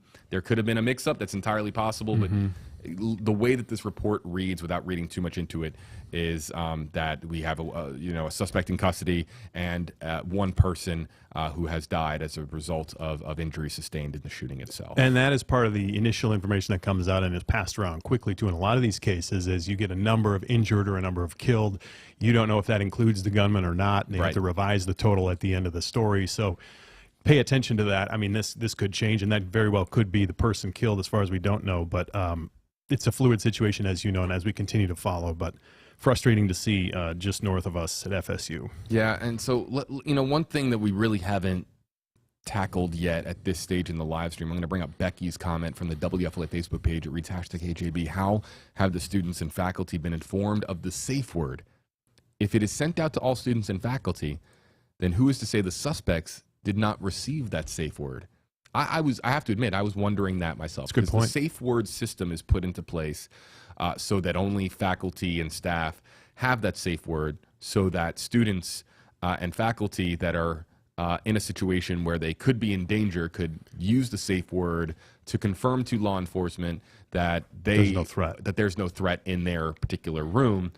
But if the shooter is a faculty member or a student and has a phone on them and receives the safe word, doesn't that compromise the safe word system? That's complex, and it is, and that can cause more problems too, because you think you're walking into a safe area, and here it could be the shooter, and that would end badly. So that's a good point that she brings up. I'm glad you asked that question, and we don't know exactly how that operates, especially on FSU's campus. Right. And I'm sure school to school, they have different policies and they have different approaches to how they manage this. Yeah, we are now approaching, I think actually we just did hit, 90 minutes, an hour and a half since the last FSU primary alert has gone out. We had the secondary alert go out at 1:57, which was talking about, cancellations as a result of this, but the continue to shelter in place remains as of 1:04 p.m. Eastern. We're now at 2:37 p.m. Eastern time. So more than an hour and a half has passed since we got the last update from FSU. Josh, we were mentioning earlier, that is, I'm sure for parents in particular, that parents that send their students, their kids to FSU, that's a painfully long time. It's a painfully long time to wait for an update from the FSU alert system. Right. But in terms of the response, I see just on what we're seeing in terms of video and in terms we're seeing from first responders, the response was big. It was fast. And soon after this started, I feel like they did have control of the situation. But again, we're still trying to wonder what that death toll looks like, and we don't like to have to approach it, but one person has been killed in this case, and we still have several more injured. So it's frustrating to kind of wait, as you see, to see how deadly this turns out to be, and how quickly they can get it resolved and get people safe and back. It's going to be a while before they get back in class, but this has already turned deadly, and we hate to see that. It's interesting. I have this comment from YouTube Live, and look, any new information that comes along here, we're going to pass along to you immediately. But this is a interesting question from Real Chill on YouTube Live. Hashtags for us both, you and me, Josh, says, has information gathering and verifying gotten easier over the years, or has it always been hectic? That's a question about our process here. I guess you want. I'll address it for us or for responders. No, I think he's alluding to for us. For us. Well, the biggest thing for us is don't jump to conclusions and don't go crazy reporting details you see with, unless it's absolutely confirmed. So you'll see on TV or wherever you get your news that, you know, one outlet may be saying something way different and one outlet will be saying something on the polar opposite. And that is due to sources, that is due to law enforcement specifically coming out of information. Some agencies may get it first. Some agencies may have a direct contact who tells them.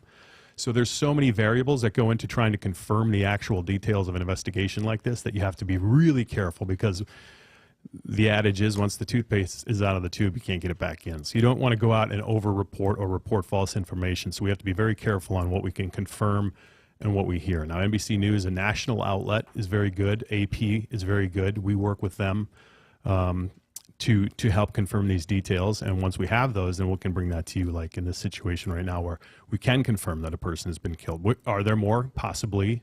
And we will update that if that happens. But I think that's the challenge. You just have to slow everything down, even though it's a very fluid and hectic situation. Slow everything down, wait for that information to come, and let the reporters do their jobs in tracking down the sources who can tell them the truthful information. Stay off of social media, because that is just rampant with everything you can imagine. Landmines all over the place. Yeah. I think that the methods that officials and various agencies use to inform the public has really evolved over the years. Social media is now not like this, secondary means of contacting people. It's really apps, push alerts, and social media is like the primary way that law enforcement agencies reach out to a large amount of people in a very short amount of time.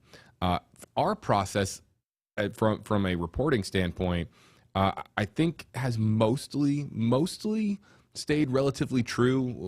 We still work the phones. Mm-hmm. I mean, we're still, trying to get a hold of people, contacts, and whether, our methods have changed as far as how we contact those people. It's still, look, we still have our standards that we try to hit, right, and we strive to hit before we report information. So, and I think it's interesting. Times have changed a bit, but it's really, we still try to do our very best. And I think responders have done a good job too, because before, agency to agency, it's been a challenge to try to work together.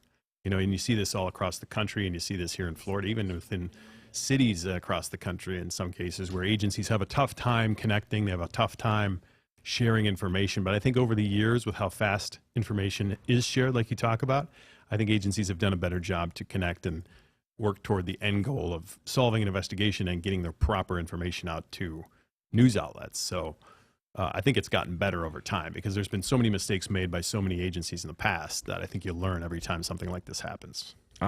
Look, I'm gonna bring this up because we're on the live stream and enough people have brought this to my attention that I would like to at least address it, even if we're not going to spend too much time addressing it. I am familiar. I have seen the WFTV report. Mm-hmm. It's an outlier right now. And I understand that people who have been commenting at me left and right for an extended period of time now saying, JB, look at this, JB, look at this. I appreciate people bringing it to my attention. I'm aware of the WFTV report. I'll just leave it at that. We're monitoring that agency in particular as far as, where they're getting their information from, and whether or not there's any other outlets that also report that information. But as of right now, that is an outlier report, and we do not have any of that information confirmed at this time. Yeah, and I'd like to touch on that. I worked at WFTV, and I know they're very buttoned up over there. It's a very good news organization. Of course, that was 10 years ago. I don't know what it's like now, but for an agency like that to come out and just report that without any really rock solid source would surprise me immensely. So I'm not saying, as you said, we can't confirm it. If they have a source that they've confirmed it with, and they're confident on that source. This is exactly what we talked about earlier. If you have a source and you feel confident, then the national news outlets and the cable news outlets go through the very same thing. And some reporters in outlets of, cable or national who've been doing this 20, 30 years have cultivated those relationships with insiders within law enforcement or wherever to, if there's a plane crash, for instance, and the FAA, and they have an insider who is really big on airlines and aeronautics, they can help confirm that information. And if they're confident enough, and that's a decision by the station to make, yes, this is a solid lead and this is a solid source, we'll go with that information. Someone at FTV, many people at WFTV have confirmed that, hey, this is good enough for us, we're going to go with it. So it's a big drastic change from what we have. Yes. And this could balance out and will balance out in the end, but this is where you have to be careful. Extremely careful. And we're not saying anything in regard, I'm not putting that report in the it's not true corner. It's a report that is so different than what everybody else is reporting right now that it just has to be treated as such. It's got to be treated as an outlier right now. We, of course, have various media partners that we associate ourselves with, whether it's NBC News or the Associated Press. News Nation is a really big part of the Nexstar family and who we use as far as getting information and reporting accurate information. And with our various partners and even other large network entities, we're not seeing anything resembling that report right now. So we'll kind of leave it at that. We'll move on. But for everybody saying, JB, look at that particular report, I do see it, but we do not have that information confirmed. And just because they say it doesn't mean we're going to run with it. Agreed. And even when this started, initially was 4 people injured. I think the first report I saw was 4 people injured, 1 critically and 3 stable. We'll look at it now. 1 killed and 5 or 6 more injured, and we don't know. All right, we got an update. FSU Alert has posted the following. I don't know if it's a primary alert or a secondary yet, but let me just read it in its entirety. All Florida State University classes and business operations on the main campus in Tallahassee are canceled through Friday, April 18th. Essential employees should check with their supervisors for further reporting instructions. All FSU athletics events in Tallahassee are canceled through Sunday. Students who need assistance can go to the Donald L. Tucker Center, where the university is providing counseling, health care, and other support services. Family members are also to go to the Tucker Center for assistance. Students, faculty, and staff are asked to call their loved ones as soon as possible to update them on their status. The student union and the surrounding area is still considered an active crime scene. Individuals should avoid the area. Students should not return to the student union to retrieve personal property at this time. Here it is. Students may return to their residence halls, but they should otherwise stay indoors on the main campus to allow first responders and university staff to do their jobs and respond to those needing assistance. Students may depart campus for the weekend. All classes have been canceled through Friday. And as you read that, the FSU alert came out as well, saying it's an emergency message to Florida State University Tallahassee campus, which says to continue to shelter in place. As you mentioned, law enforcement actively clearing rooms on the main campus. Law enforcement officers will use the safe word to confirm it is safe to come out. So super active still. We thought maybe reports of the gunman were complete, but that they're not taking any risks here. They're still having people shelter in place, and as you said, JB, a lot more instruction on how to handle this. As we see some activity on the Tennessee Street camera, there was a car or a police cruiser that was making a very, very fast left-hand turn there that I caught out of the corner of my eye. Josh, it's just look, you know me, I tell it like it is. It's a little interesting to me. I have to admit that this doesn't address the threat. It doesn't say that the threat is over. It doesn't say the threat is still ongoing. It just says that the area is still considered an active crime scene. So, and I came into it late. So where did you get the last update on the suspect? Or suspects? Well, continue to shelter in place. Law enforcement is actively clearing rooms on the main campus. Continue to shelter in place until law enforcement contacts you. That's the latest guidance from FSU. So they're not addressing anything regarding the threat itself or the shooter itself. I have to mention the other report did mention a difference of what we understand now as to whether or not it's a singular shooter or otherwise. So this is where clear messaging is extremely helpful. And right now, while it is very, very clear here that students may return to their residence halls, but should stay indoors on the main campus to allow first responders and university staff to do their jobs and respond to those needing assistance, it's still just a little bit unclear as to whether or not the threat itself has been dealt with and whether or not a continue to shelter in place is still officially This is not an all clear by any means. No. And now we're starting to hear from some of the people on campus too. NBC reporting that a junior is now talking to the Mackenzie Heater. She was on campus. I'll just read what she said. I was leaving the Union with my food. There was a road next to it, and I was walking with this guy who pulls up in an orange Hummer, gets out with a rifle and shoots in my direction. Whoa. There were a couple other kids near me, she explained, and I think he was shooting and he missed. He then goes back into his car and grabs a pistol and then turns and shoots the lady in front of him, and that's when I just started running. She said she heard about 15 rounds fired for about 20 to 30 seconds. She then called the police at 11:57 p.m. to report the shooting. And she described the shooter as a normal college dude who was wearing an orange T-shirt and khaki shorts. Described him as white with light hair and driving a Hummer. I'm sorry. Wait, what was he wearing? Orange T-shirt and khaki shorts. So it was an orange T-shirt wearing guy in an orange Hummer. That's what I'm saying. If you want to be noticed, that's what you were. I mean, unbelievable. Orange right? is most notably a color that you use to attract attention. That's why so many times you'll see various, vests being worn. Well, blaze orange for deer hunting. I mean, that's right. That's what they wear. So other hunters don't shoot them when they're hunting, and because deer can't see orange. Blaze orange. If you're trying to conceal yourself, you don't wear orange. Yeah. So she said at first she said thought there was a BB gun, but when she heard him fire, she knew it was real. And then she says when he turned back around with the pistol, I saw him shoot the lady right in front of him. She was probably like 5 feet in front of him with the pistol. She said the woman was in purple scrubs and didn't appear to be a student or faculty. So it's a very detailed account from NBC News from a student who saw this play out in real time. Wow.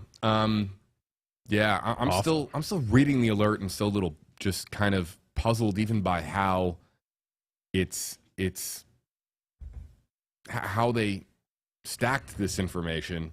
Students who need assistance can go to the Donald L. Tucker Center for counseling, healthcare, and other services. But then later on it says, this is still an active crime scene. Individuals avoid the student union area, stay indoors, allow first responders and university staff to do their jobs. So it's just, I'm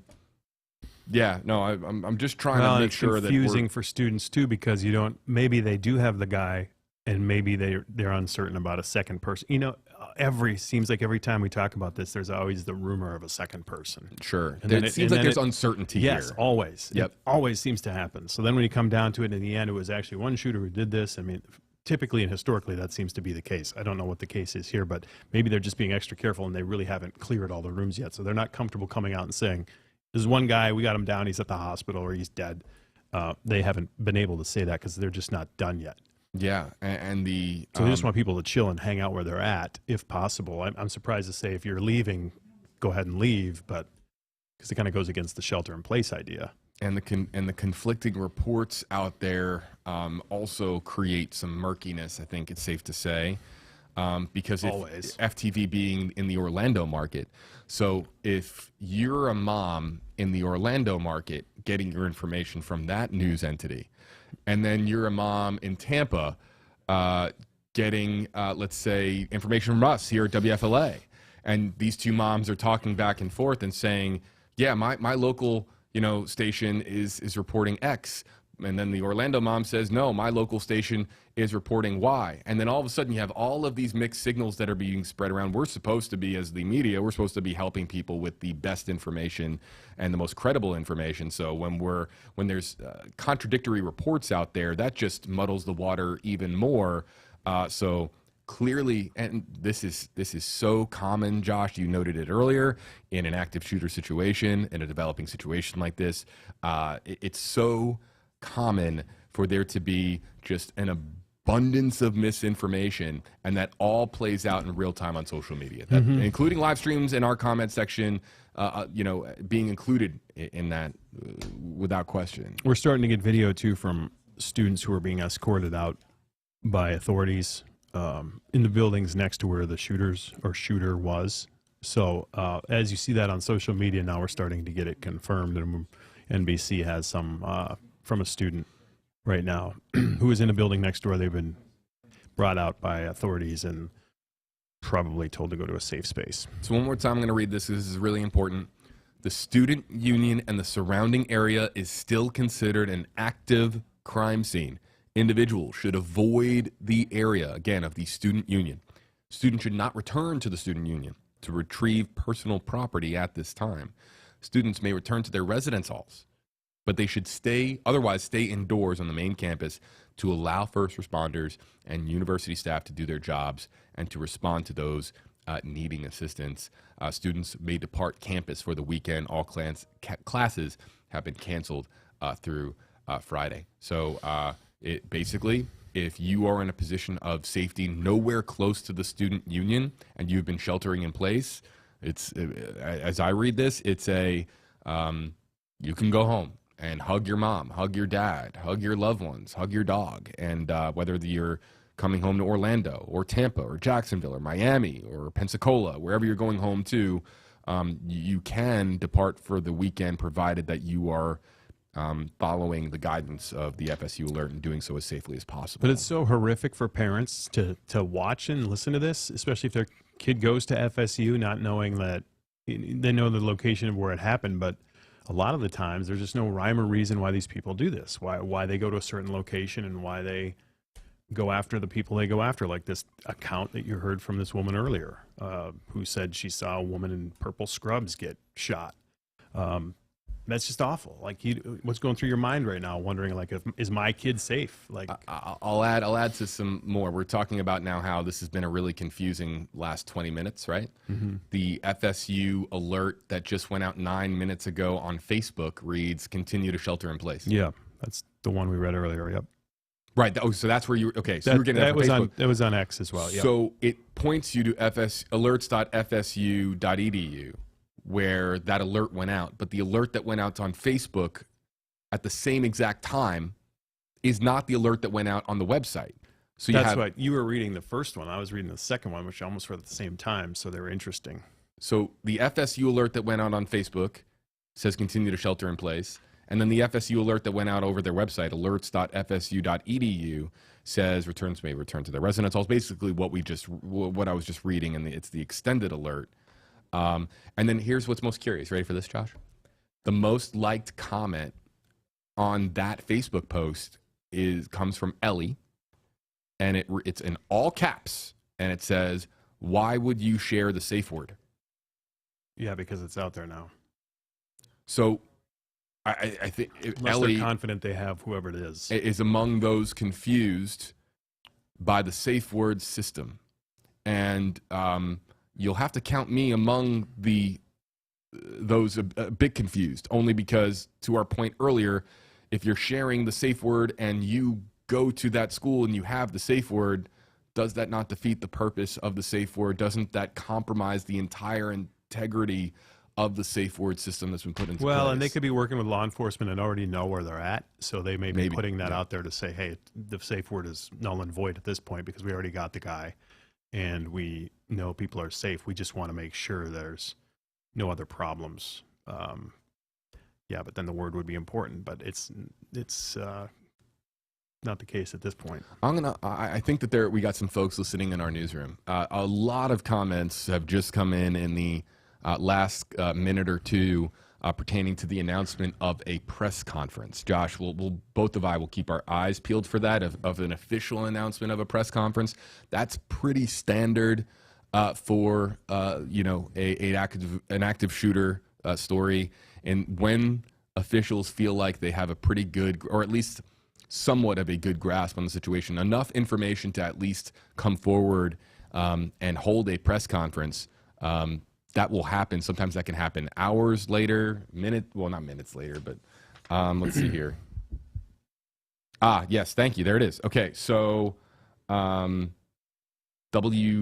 I want to make sure that I have this information right. I'm just checking this before I say it. Okay, yes. TXL is going to be, we're crediting them. There's going to be an Associated Press news, or excuse me, a signal that is going to be making its way to us in the Stream Center with the help of AP News. That is a press conference that we are going to be carrying live at 4 o'clock Eastern. That is 1 hour and 1 minute from now. Josh, you're on the news tonight. You're Yeah, on 4. broadcast. You're so on we'll at 4. start the newscast with that most likely. And Okay. a lot of times these aren't on time, but we'll see if it hits right at the top of the program. But we'll be ready to take it when they take it live. Yes, but so right as news was popping up in our comment section about a press conference, our director of news and digital passed along a note to me saying, yes, there is a press conference at 4 o'clock, and we will be carrying that live here on this live stream, and we will get updated information regarding what has happened today at FSU. It'll be interesting to see. That kind of tells me that I think it's under control. This is just my opinion, and that they've got a count of injured, killed, and they're just going to give us an update. That's usually what would happen. Otherwise, I think they would rush it a little faster if there was still an active scene to say, in 10 minutes, like, let's get the word out there. Hey, we still got to find the guy, or we still got to assess the situation. There's still going to be another problem. Don't go anywhere, All right. So this all makes sense now. I refreshed the page at 2:44 p.m. when the initial alert about... Oh, so it was old? No, it wasn't old. It was separated by seconds. There were 2 alerts that went out at 2:44 p.m. Eastern, and I just happened to be refreshing at the exact moment when the initial alert went out, not the... So they updated it. They did. Okay. So shelter in place is still in effect. That's the latest one, too. Yes, it's the latest one. So that's where things got really confusing. So, but the one you were talking about was earlier than that. So they said you can go and you can leave and whatever, but then they came out with the one that says shelter in place. So, right, but they were seconds apart. So the one that reads, the student union and the surrounding area is still considered an active crime scene, that one came out, and then within 60 seconds, they added almost like a footnote, continue to shelter in place. Wow.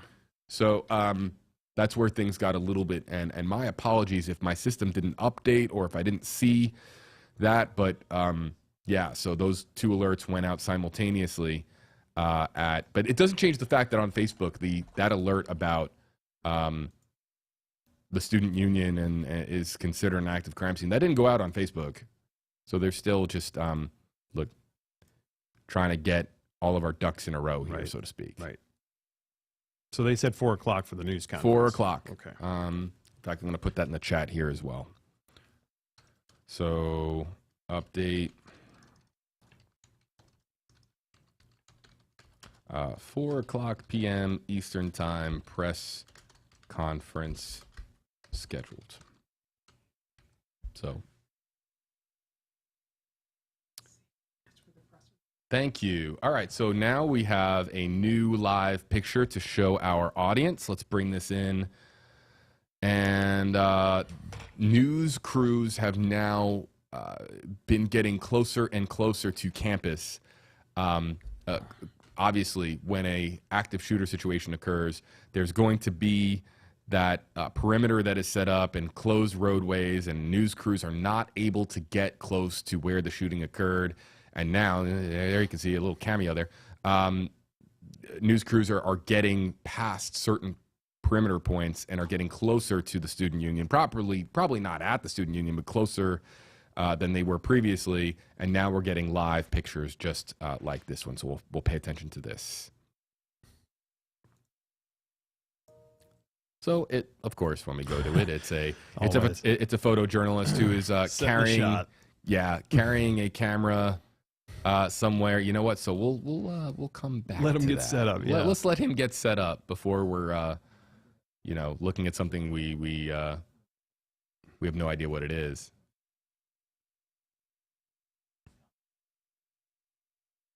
All right, yeah, that was a pretty confusing 20 minutes, but at least at least we have a better idea as to what led us to this point. I want to be clear, though, the outlier report that I referenced earlier, I am still not seeing that information anywhere whatsoever. Have you, Josh? Have you seen anything resembling the that? FTV report? Correct. Yeah. Oh, hold on. We're going to mute mics.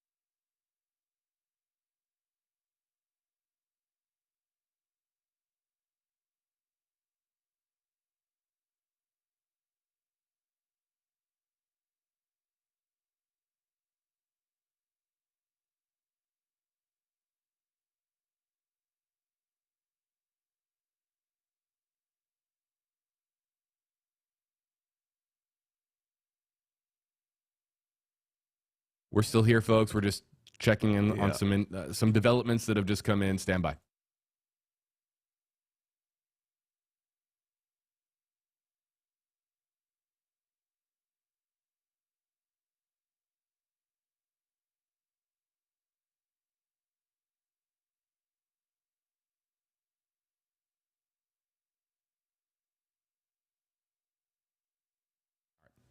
All right, coming back in here, back to, and let's bring our shot from the scene back. Let's bring back the outlier report that we referenced earlier, Josh. Let's just say what it is. WFTV was reporting that 5 people were dead, and they just walked back that report, now stating that Florida State University is shooting multiple people hospitalized, buildings evacuated, and 1 critically injured. So this is what you want to avoid in journalism. You want to be very careful about what you report in terms of number of people dead, details. We just talked about the sources. So for them to pull back their headline on their website is, first of all, shocking to me because, like I said, they've always been very buttoned up. They must have gotten some information they were comfortable with. They've taken that stance, and then they walked it back. So the good news is this could be the case where 5 people are not dead, and that's huge relief for a lot of people. Now, 1 person has been confirmed dead or killed, as we're reporting, and being very careful to report that. But boy, what they were reporting is a big difference from what we're reporting at this time, as you mentioned. Yeah, no. Now, as I look on that particular station's website, I don't see any sign of their initial report, which did create a lot of confusion because it was so contradictory to the other reports that were out there widespread. And that particular news organization that Josh referenced, look, that is a well-known establishment in the Orlando market, and for them to now be reversing course, pulling a 180 on that report, it speaks volume. But it goes back to exactly what we were saying earlier. It was an outlier report. And we referenced it as such because it was so vastly different to what everybody else was hearing and reporting at the time. So, but that's what's hard about journalism and doing it well and doing it right, is that you need sources to do your job and get the information that the public needs to know, and you need to trust them, and it takes years and years and years to build that trust up. And it doesn't mean that the sources are trying to do wrong to you. They just may have gotten it wrong, or they may have gotten some bad information. It's just so critical that it's synthesized and it's reviewed and it's approved upon before you go out with a headline. So I'm shocked. But listen, nationally this happens. It's not an excuse, but it happens. It's happened in the past for the biggest news outlets in the world. Yeah, and it happens most of all in breaking news situations where things are developing rapidly and everyone's working the phones and you look. Yeah, no. So and a hat tip to Rebecca Berry, who's our meteorologist here, who should be working on weather, but she's paying attention to news today as well. Yeah, very, very much on it, because I refreshed like crazy and I didn't see it until they updated. Let's get her out of weather and get her into news. Yeah, I've been. Chief Meteorologist Jeff Baradelli is saying no, absolutely not. Can't take Rebecca Berry from that team. But yeah, hat tip to Rebecca. Our meteorologist here is saying we can't have Rebecca. But that is a big development for just what people have been most interested in, JB, asking you, like, have you seen the report? Have you seen the report? Obviously, it was the most popular opinion of the hour, and people are really concerned because it's such a dire report. So a little bit of relief to know that they've walked it back, and they may not have the proof they thought they had in terms of reporting that, and that's good news for the storyline and for people who have loved ones up there, because that was an awful headline. Yeah, and so that's in the rearview mirror. We can now assure people that that the fatality count that was reported by that one news organization, they have reversed course on that, and it remains what you see on your screen. 1 person has been killed, and as we believe it, the last that we had heard was 5 critical. Excuse me. Let me walk that back. 5 seriously injured, 1 in critical condition. Now, where things do get a bit confusing is we have one person who is confirmed to be dead, speaking to the Associated Press. That then was later verified by NBC News. So we have multiple reputable news organizations that are reporting that at the same time. What you don't know is if the fatality that occurred was among the initial 6 that were reported to be injured. Did somebody succumb to their injuries, or is this additional? We also do not know if the shooter is among those injured. That hasn't been specified. But look, we have a press conference that's going to start in about 50 minutes from now, and we will at least get some new information in that press conference. And we hope, we don't know for certain, but we hope that there will be an opportunity for reporters in the room to ask questions and address certain concerns that the public has regarding the situation. You have an update coming in. I want to read this while you look your update over. Yeah, we got a lot. This is important too because of so many people who have students up there at FSU. If you're a parent, if you're a loved one here in town, and you're really full of anxiety and distress, no doubt, like this is a scary situation. And the Crisis Center of Tampa Bay reached out to us. They have staff who can speak on the emotional trauma of the situation, how people can cope, how they can deal with what they're hearing. It's not fun to sit and listen to us and get updates about what's happening there if you have a student who's going there. But if you need to talk with somebody, there's a phone number I'm going to give you now. You can first of all call 813-410-4129. I'll say that again in a second. Otherwise, easy, just call 211 on your cell phone. And that was Ken Gibson from the Senior Director of Marketing and PR for Crisis Center at Tampa Bay. Thank you, Ken, for sending that over to us. Hats off to you for helping people out. And just know there are resources there if like you can't handle the news, you don't know what to think, you can't get a hold of anybody, you're freaking out. Give 211 a call. They're gonna walk you through it, calm you down a little bit, and kind of help decipher what some of this news means, even as we're trying to figure out what it means. Yep. Please, folks, use the resources that you have available to you. One more time. I'll do that number one more time. 813-410-4129. Otherwise, just call 211. Thank you, David. Appreciate it.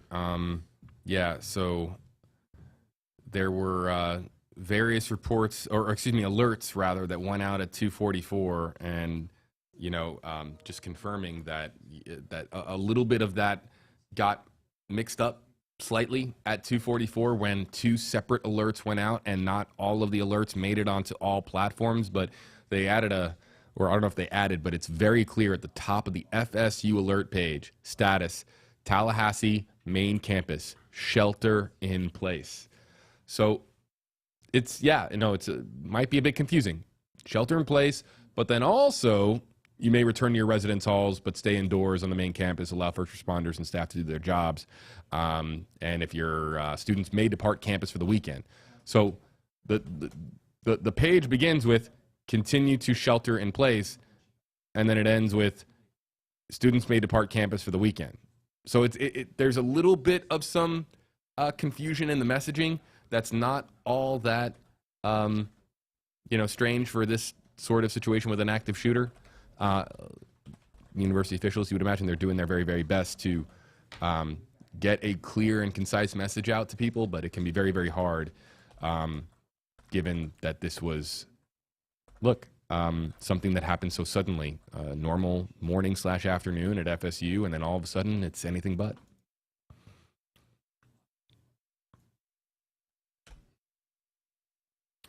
Yeah, I'm just still kind of looking at this headline that was changed. What, over on just that? at FTV? It's really surprising. That's your old shop, right? It is, yes. And honestly, one of the best places I ever worked at the time. I mean, it was really so focused, so hyper, it's so wild about news, and just so buttoned up in every way, shape, and form. So, yeah, again, I can hear it in your voice. You're pretty surprised. The TV business has changed dramatically. Resources aren't where they used to be. I mean, it's just a difficult business to try to continue to do the job people expect. And we have to learn how to do that, and it can be a big challenge. And so a lot of places have changed. A lot of places have suffered, and I'm not making excuses. I'm just saying that's just a shocking walk back, knowing how they operated in the past. Yeah. So it would appear that the information that has made it out to the rest of us appears to be very consistent. And so that's, you don't want to use the word reassuring, but at least it gives us an idea as to what the situation is at present, which is one person dead and somewhere in the neighborhood of at least 5 to 6 more injured. As Josh noted earlier, it's common sense. We just hope that the fatality count stays where it is. We do not want to see anyone else lose their life as a result of what has transpired today at FSU. But we're going to find out more in the 4 o'clock press conference, which is getting set up now. A podium shot. I see it on my screen. They're setting everything up for the Florida State University press conference.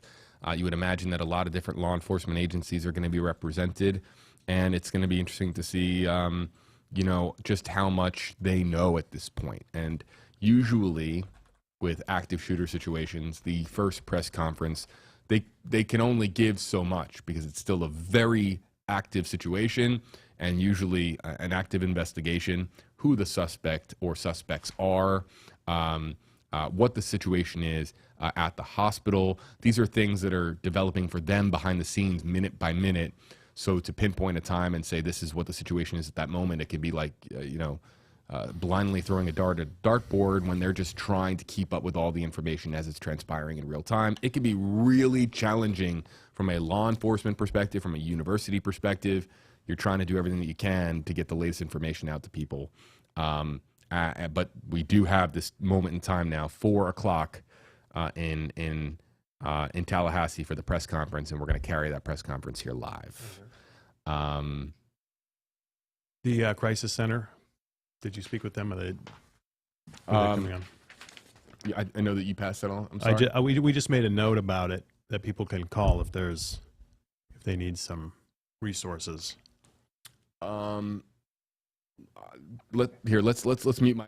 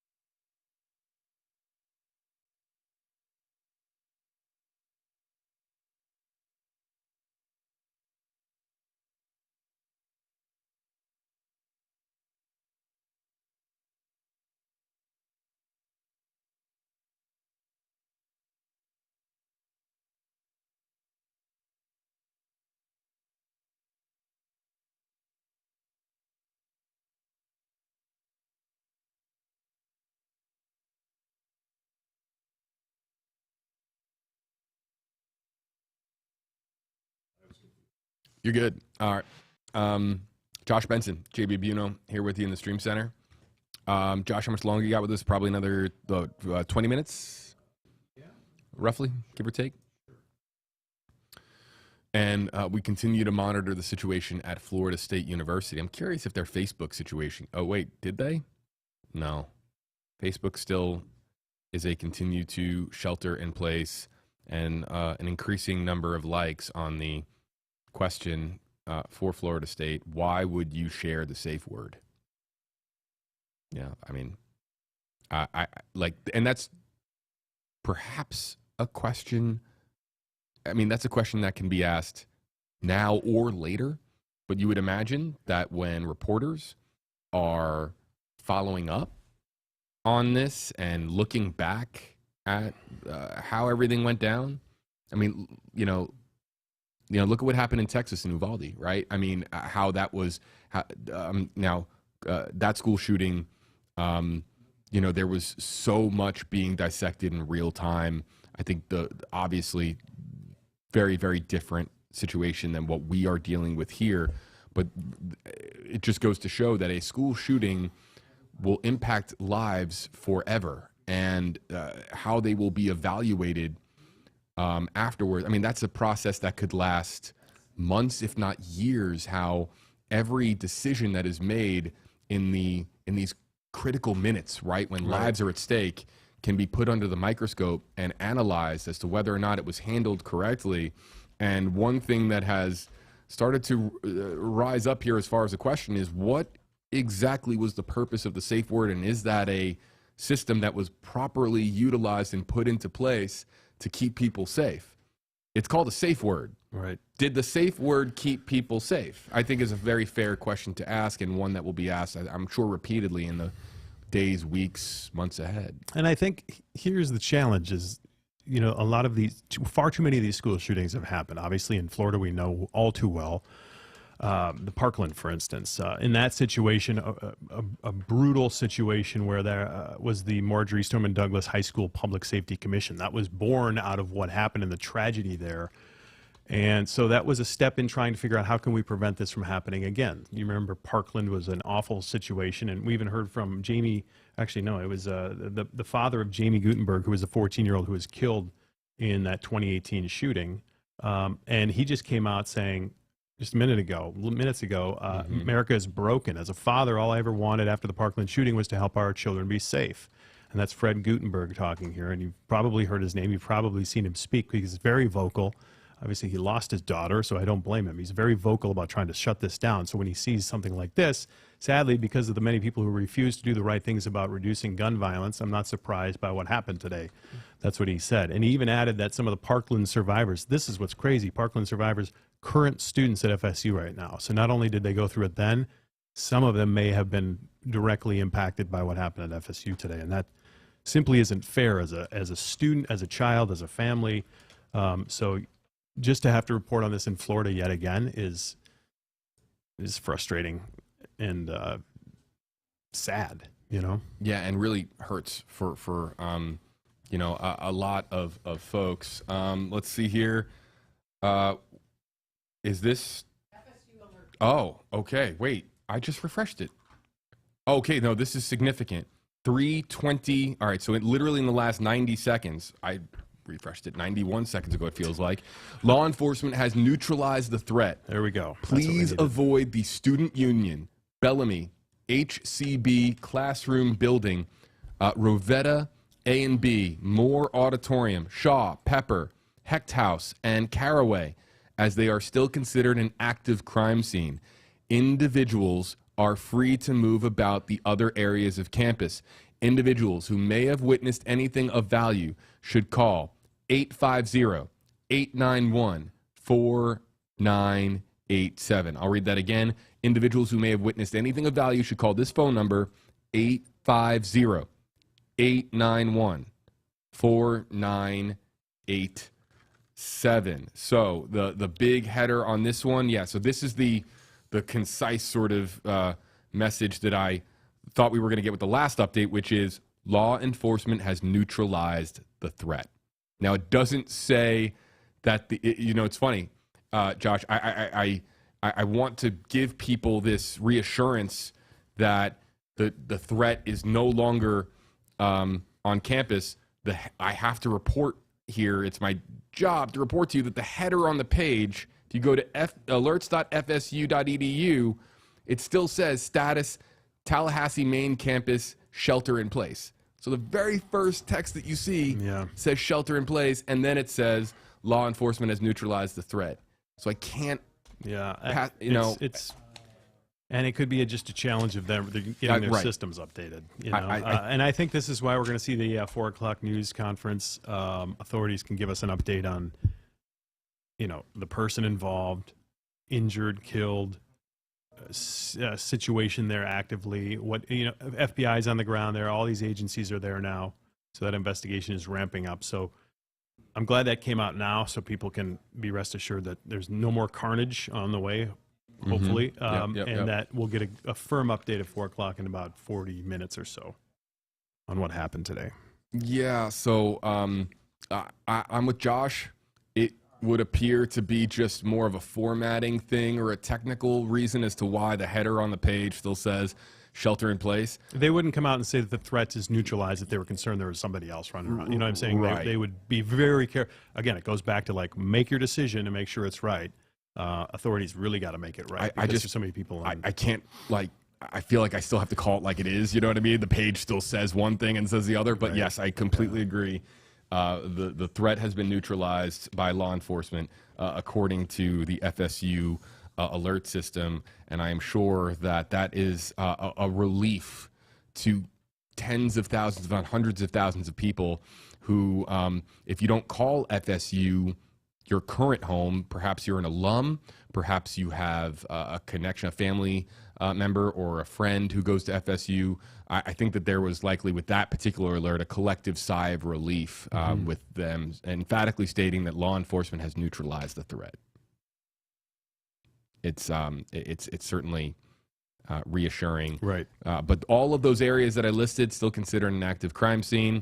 Individuals are free to move about other areas of campus. And then, yeah, look, clearly it's an active investigation, Josh, because they're saying there at the end, individuals who witness anything to call 850-891-4987. So they're accepting tips, information from anybody who saw all of this go down. Yeah, and that'll be that way for a while in case, maybe a bag was found or maybe case shellings were found, anything related to the investigation that can help them. I think they just want extra eyes for all the students to say, hey, if you see something weird, let us know. They want to figure this out as quickly as possible. Yep. So again, for those of you just joining us, we are now about 25 minutes away, 35 minutes away from that 4 o'clock scheduled press conference. They have set up a podium. We do not know who exactly will be speaking at this time, representing what agencies. We do know that this is a Florida State University called press conference, so that will hopefully get us some answers, so to speak. Wow, this is interesting. AP talking about this isn't the first shooting at Florida State. Brittany had noted 2014, this earlier. right? Yep. 3 people in 2014 were shot just outside the inside of the entrance of the Stozier Library in the middle of FSU's campus.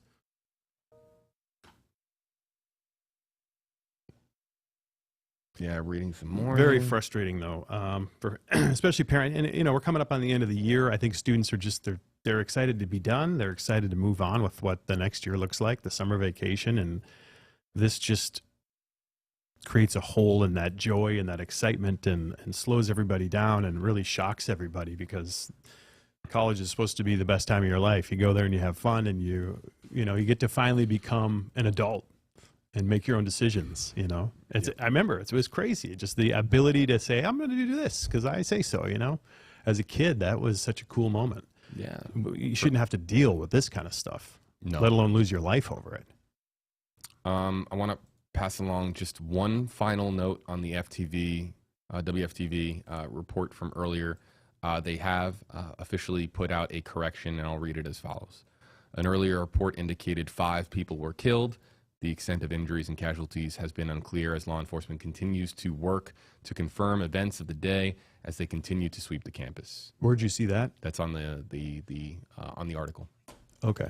On the article. So Good for them for acknowledging it, instead of just trying to change the headline and not bring attention to it. Correct. Josh, can you take the mic for about 60 seconds or so Sure as thing. I update some things here You off bet. camera? Yep. Ooh, let's bring. Did you have any questions that people were asking that we can delve into, or is it? Yeah, I let can't me control it. If you're busy, that's fine. No, it's okay. Let me bring some. I'll bring up here. Let me bring up a few comments for you to chime in on. I'm being told that our former intern Chris, who we had on the stream earlier, was just interviewed by CNN. That's interesting. Good. Stacy says in our comment section, #AJB, I can't understand why so many of these are happening. The mental decline of this nation is just mind-boggling. You can use #AJB or #AJosh for the next few minutes, and we'll be spotlighting your comments. But that one, yeah, I mean, it feels as if, is this the norm now? Just shootings? Well, listen, we ask these questions every time this happens, and we go through the same narrative of trying to figure out how to prevent it, and then it turns political almost immediately, as this one will. I'm already starting to see the chatter about, gun laws. That's going to be front and center for the next month plus, and it has been since the last one, and it continues to be. Are guns too easily accessible for students or for young people or for adults in general and people who shouldn't have guns? And I'm definitely not going to go into the politics of it, but I'm just knowing that asking that question, is this going to be more common? And stats will show that it happens far too often when you look at America. If we look at other countries, you know, we were just talking about this yesterday. We took a trip to London recently, my family and I, and we were at a playground, and right next to Kensington Palace, where there's this big grassy area, and there's this little chain link fence, and then a helicopter came in, and we're like, that's one of the royals. That's a member of the royal family. We couldn't believe it. And everybody starts running over to the fence, and they land this chopper literally 20 yards from the fence of the playground. I'm like, surely that's not a royal. Like, there's no way. And surely enough, it was. At first, they got out. I thought it was the king at first, and I looked, and it was the Duke of Gloucester, I think, after figuring it out, because I don't know my royals at all. And it was the Duke. So very well-known person when it comes to the royal family. But what shocked me the most is that it was only 20 to 30 yards away, zero security. And, you know, if that was in America and you had the president landing 20 or 30 yards away, can you imagine how that would have been swept? That would have been secured. That would have been A, B, C, D, E to make sure the president or whoever it was from the presidential family was safe. So that really stuck out to me as something that, you know, the U.S. is different when it comes to other countries. And do we have a gun problem? People will say yes. People will say no. People will say we need to have more opportunities to grab guns. And it's just a back and forth, and the politics will continue into the end of time, I feel like, until laws change or until rules are made where, you know, maybe a student can't get access to a gun. So that will be the discussion now moving forward, and it will call on lawmakers to tighten up the guns, and it'll be a back and forth. But in the meantime, this does continue to happen. I feel far too often. It's shocking to see this happen at FSU. Like, this is a college that we know so well. Go Noles, and it's now the worst headline you can read. And unfortunately for at least one family and several other, they've lost their loved one, and their others are injured at this point. We don't know how badly. So I want to pass along, because I have to finish one or two more things before we get ready for the 4 o'clock Eastern press conference. But we have comments, multiple comments in our comment section, Josh, for I'm going to throw your way. But basically the essence of the question is, what are we expecting to hear at 4 o'clock? What are some of the things that information-wise could come out in the 4 o'clock press conference? I think you're going to get a narrative about what happened, time things started happening, when the law enforcement responded, what they saw. First of all, if they have the suspect in custody, which sounds like they do, they'll explain who it is. If they can release the identity. Maybe it's too soon, but they'll say, you know, age and whatever. If it was a student or not, they'll give us a firm update on victims, either fatalities or injured or both. And they may not have a concrete answer for that just yet. Sometimes that takes, you know, the hospital. If it's a big issue and there's a lot of people injured, the hospital will even have a news conference to say, you know, we worked on several people and this is how many are injured and whatnot. But I think you're going to just get a good summary of what happened, and how the police responded, what agencies are working with them at this hour to figure out what is left to do in the investigation. And then just if there's some representative from the school, which maybe there won't be, but they could give an update on what's happening with FSU moving into the rest of the week, which is important information for your loved one if you're a student there. So I think you're just going to give a good breakdown of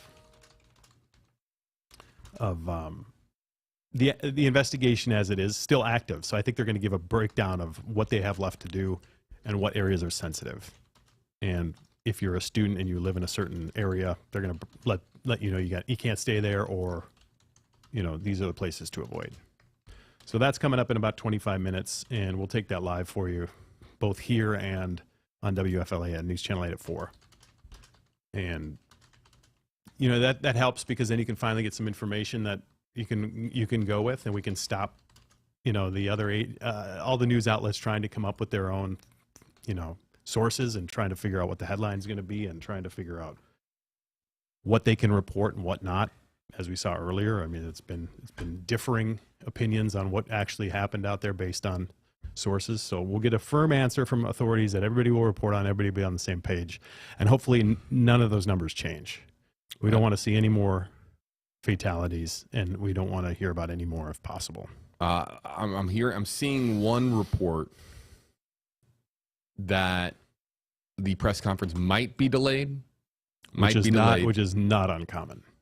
Right. And usually they're late to start with and many times rescheduled. Right. So we were talking earlier that things are moving a mile a minute for officials behind the scenes as they're hearing from the hospital. They're hearing from investigators. They're hearing from the FBI. Even with the White House getting briefed on a developing situation like this. So it's very much, standard for these press conferences to not start exactly on time. Right. I'm trying to get it confirmed that we do have a delay, but as of right now, it is a 4 o'clock. In fact, I'm going to ask Brian. Brian, one report I have is that we might have a press conference delay not starting at 4 o'clock. And 4:30. Oh, okay. So that is confirmed. 4:30 Eastern is now the press conference time. So let me adjust that real quick. And get everything ready to go for the 4:30 press conference. Yeah, not uncommon because they think, they have everything ready to go and then a new development happens or they get some conflicting information. They want to make sure they have all their ducks in a row. So there's absolutely no incorrect information. When they don't have information and they still have a news conference, they'll just say, that's all we can tell you. We can't tell you anymore. But at least they'll give you something to work with, and so everybody's on the same page. One thing, if you're a family or if you're parents of students, this came out from that FSU alert earlier today. The student union and surrounding area, that's still considered an active crime scene. University said that in their last report. Individuals should avoid that area. Students should not return to the student union to retrieve personal property. They're going to get that back. So if you're talking to your student, if your student is struggling up there and needs some help and you can't get there, students who need assistance, they're encouraged to go to the Donald L. Tucker Center, assuming you know where that is, and that's where university is providing counseling, health care, and other support services. So if you have a student, your son or daughter who's like, I can't deal with this, I can't take that, just have them go there and they're going to get the help they need right away. And Brittany, who you saw earlier on this live stream, just wrapped up an interview with Clara Reynolds, who I know from working with her with the Crisis Center of Tampa Bay. She's the president and the CEO of Crisis Center of Tampa Bay, and Brittany just wrapped up an interview with her. And I'll read a quote from that interview. It reads, "When a shooting such as this happens in our state, it certainly has a huge impact on people right here in the Tampa Bay area," and more of that component of this, because people will react in very different ways to this news today. We'll have that in our newscast tonight on WFLA News Channel 8. But yes, confirming the press conference has been moved to 4:30, likely, as Josh referenced, to just kind of get everything completely solidified so that everybody's on the same page with delivering information. This is now a national story, if not an international one, given that Florida State is such a large, vibrant campus with more than 40,000 students who attend campus, or attend class there on campus. So with a school of this magnitude, regardless if it's a big school or a small school, it's going to make headlines all over the place. Well, it's a popular university. I mean, everybody knows FSU, and especially us here at home. So, yep. And I'm going to get ready for the 4 o'clock newscast. I see Keith Kate, our main anchor, is standing by. I think he's going to jump in. He should have some great insight. He has family members who've gone to FSU, knows the area well. So he's going to take over, and I will see you on News Channel 8 at 4 o'clock. All right. We're going to mute Mike. We're going to mute mics here for just a second as we bring in Keith Kate. Stand by.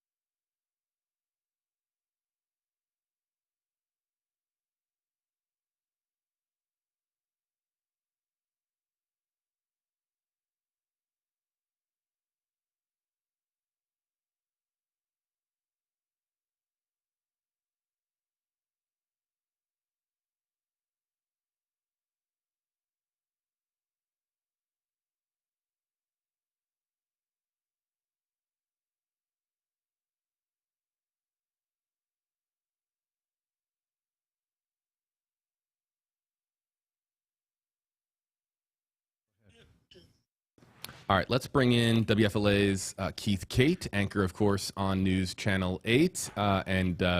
Keith, I'll let you explain your connection to FSU. And well, as you know, it's just been a difficult day, and I think everybody that has a relative, a student, a family member who's anywhere near that campus was concerned today, and the texts were going back and forth, just rapid fire. I was on with my daughter. She is a professor at Florida State University, a very talented young woman who was in class at the time. In fact, we've texted, and as I was sitting down here, you may have seen it in the background, I was picking up my phone because I haven't had a chance to speak with her at all. So for the first time, I just asked her if she'd be willing to go on and speak with me live right now. So Elizabeth, can you hear me? Yes, I can. It's my daughter, Elizabeth Ray from Florida State University. So we can hear her. Yeah. Can you hold it right on top of the mic? Yep, Yeah, that's perfect. So Elizabeth, I know you sent me that text that you were in a lockdown with your students, I mean, shortly after noon. Is there a way to walk me through how that went down in your classroom, what you did, how the students reacted? Yeah, I teach a public relations strategy course, and we were all sitting in class. I were actually working in small groups, so we're kind of going around, and we got an alarm went off, like a fire alarm of sorts, like, wow, wow, we were in lockdown, shelter in place. And at first we were kind of thinking, is this real? Then we start, of course, every phone in the room goes off, alerting us to shelter in place. Now, unfortunately, our door, it faced the outside. It was in a room close to the Westcott Fountain, which is sort of an iconic space at Florida State. So we weren't right on top of the Union, but the alarm went off. We tried to barricade the door. The door wouldn't lock. We have a window that's very visible that we couldn't cover. So all my students just tried to get in a corner as far away from the window as possible. And, we waited for 3 hours. Now I had students we went through a range of emotions of alarm, of course, at first, but I was very proud of the students who really hung in there today, staying in solidarity, staying quiet, and, just hanging in there as a group. And I appreciated that and their strength and courage today. Well, I know it was very difficult for you, and I know it's difficult for the university, and the texts were going back and forth between parents and students. As you sat there and you watched this happen, I know there's a delay sometimes in emotions when you have something as shocking as this take place. But as you sat there and you were texting, we couldn't talk by phone. We didn't verbally. This is the first time I've spoken to you. But as we talked by text, you were telling me that everybody was staying in place, everybody was staying calm. But I mean, more than 3 hours you were there, and you didn't really know what was happening, and you were relying on information from some of us who were outside picking up that and passing it along to you and your students. Were any of the students in your classroom on their phones with their parents? Were they getting information Everyone. from X? Yes, every student on their phone, students texting me privately, trying to ask, for insight. Of course, everyone following X, getting messages from other students on campus and other buildings, being told they're told to clear or not to clear, and how many victims. And of course, we're all aware that videos are circulating. And then, of course, in the background, we're hearing countless, alarms of police, sirens, ambulances, just countless going by. And every shadow, through the window was terrifying. But, of course, all of their parents, even after we just now left, just literally like 10 to 15 minutes ago, and students telling me that their parents were just grateful, that we stayed in the classroom, and so many people talking to different people, and it was difficult to manage that information. But, again, the students were remaining calm, and my boss in direct communication, kind of trying to tell us as much as he could from outside of our classroom as well. Mm-hmm. So yes, a lot of communication from all over. And the dean, I mean, there were times where you were thinking, well, is it clear? Can we leave? Were you getting instruction from the dean and others in authority at Florida State? Yes, our dean, and more in the people that I'm in direct report to, in terms of my dean, sent an email, immediately. My director, immediately, he was texting me nonstop throughout the ordeal. I also was, messaging back the dean, and she's, of course, giving reassurance in as much as she could. But we have to rely really on the messages from FSU itself. And so the messages were just to continue sheltering in place. And so the chaos, a little bit later, and again, we were not, and we're very grateful to be in certainly a safer area of campus compared to where it sounds like I still don't even personally know all the details. Like, I'm just walking out, so I can't speak to a lot of that. But it was at the Student Union Center, and that's not, you were on the other side of campus, but at that time you weren't really clear where the shooter would be. No. All you knew was an active shooter situation. and we're being told that there's multiple shooters, and students are like, my friend said this, or my friend said that, or my friend's at an apartment and there's another shooting, and a lot of that going on, of the rumor. And just for clarification, just so the people watching at home, you were a reporter for 5 years, so you know how the media works. You also know that hopefully you were in a position to tell your students, hey, this is not uncommon. You get a lot of information. Some of it may be accurate. A lot of it may be misinformation. Were you sharing some of that from your reporting background on how things typically work? Yes, and also my research is in crisis communication, where I study how to communicate strategically during crisis, and so just kind of using that knowledge as well and sharing with them, listen, we're going to hear a lot of information. Some of it's going to be correct, some of it's not, and that it was so important to wait and to be in solidarity, and they very much were, and I think that they were very receptive to that. I have a lot of fantastic, bright students who, I'm a parent of 3, and that's all that's going through my head is their parents worried about them. And so, yeah, no, they were amazing and hanging in there. And we were, they're StratCom students, and they understand that how rumors get circulated, and they really hung in there. Yeah. Well, till the end. I know you're still trying to process this yourself, as we all are who are not there, but I mean, you were directly involved in terms of being in the situation of a lot of unknown. I'm going to let you go. I love you very much. I'm very proud of you, proud of your students. Thank you for talking to me, and we'll talk off air a little bit more about this, but thank you, Elizabeth, and hug up those boys for me, would you? Yes, we'll do. I love you too. All right, bye-bye. Bye-bye. All right, well, that was unexpected, but I wanted to take the call. I apologize, but she was providing some information, but that was the first, JB, that I'd spoken to her since all of this began. So as a parent, you get worried about your no matter how old your children get, you get worried about them. So I don't think any apology is necessary, Keith. We appreciate you sharing that moment with us. Again, folks, Keith Kate, of course, of WFLA News Channel 8, joining us now here in the Stream Center. I want to pass along here a new FSU alert just went out a moment ago. The following buildings are currently closed as they are still an active crime scene. I'll read them as follows: Student Union, Bellamy, HCB Classroom Building, Rovetta A and B, Moore Auditorium, Shaw, Pepper, Hecht House, and Caraway. Individuals should not return to these buildings to retrieve personal property at this time. Individuals are free to move about other areas of campus. Individuals who may have witnessed anything of value should call, and we said this number earlier, we'll say it again twice, 850-891-4987. Again, that's 850-891-4987. And that, again, is the FSU alert that went out a short time ago. And there's also the latest from the Tallahassee Police Department here concerning what happened here. It says the Florida State University campus has been secured. Multiple law enforcement agencies remain on site for the ongoing investigation. The student union and the surrounding area are still considered an active crime scene. Individuals should not return to the area for any reason. Busing is underway to help students. All right, good. So was he hiding? Was he, they were told to shelter in place. Is that what he had been doing? Yes, Okay. he was practicing with the big band. And there was about 25 students together in a rehearsal room, rehearsal space. He's a music student. And yeah. they okay. had one professor with them. Okay. And so they were all in that one room then together, waiting this out? Let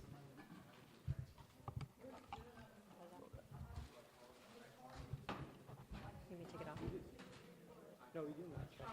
Yeah. Mic check 1 2 3 4 5 6. Mic check. Mic check.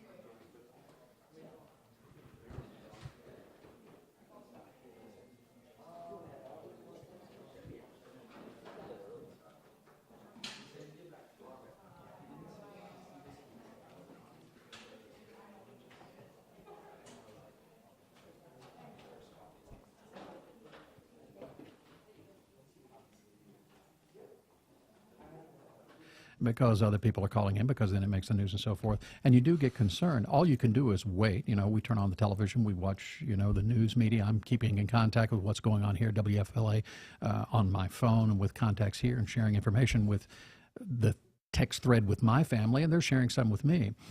So I think it wasn't like once I knew where the shooter was, And once I knew that the shooter had been neutralized, I think we all calmed down a little bit. But as you heard in her voice, and I think a lot of people, and I've seen interviews with other students, once something like this ends, that's when you have this moment of, oh gosh, that really happened. And the emotion floods over you that, life is unpredictable. You're going about your day. I mean, here it is Monday, Thursday, you have Easter weekend coming, you're planning a long weekend. This is not on the radar. This is not something you see coming. And I think those emotions come in later for people like my daughter and others who are on campus, that they go home and go, wow, this was really something out of the ordinary. And it's something that will probably be in their conscious and something they'll think about for probably forever in some capacity. I mean, we're hearing fatalities. How many, we don't know. There are injuries. There were people who were traumatized, who were not shot, who were running, who feared for their lives. And that is an emotional scar. That is also some form of injury in all of this, because someone felt it necessary to take out their grievance of whatever it may be in the form of violence and gunshots on a campus filled with students who were innocent victims and had no reason to be involved in whatever this person's, anger issues or whatever it was that led them to this. Obviously, something's not right. We'll find out more as we go along. I don't think this individual has passed. I think this shooter, at last I saw, was maybe still alive, unless that's been updated, but we'll learn more, and hopefully that person will give us some more information. I think it's interesting that after all of these events that occur, whether it's Parkland and elsewhere and going all the way back, to Colorado, I think law enforcement always learns a little bit more.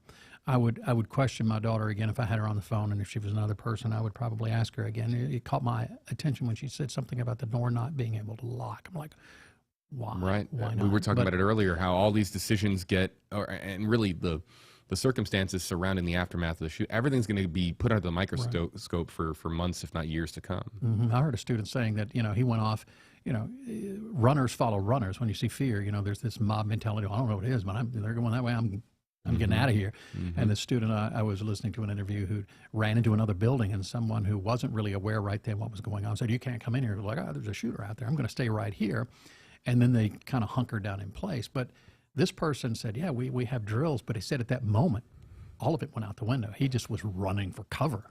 So, I think we have to take these kinds, unfortunately, we have to take all of these active shooter type drills and all of this information that we have and is regurgitated after events like this.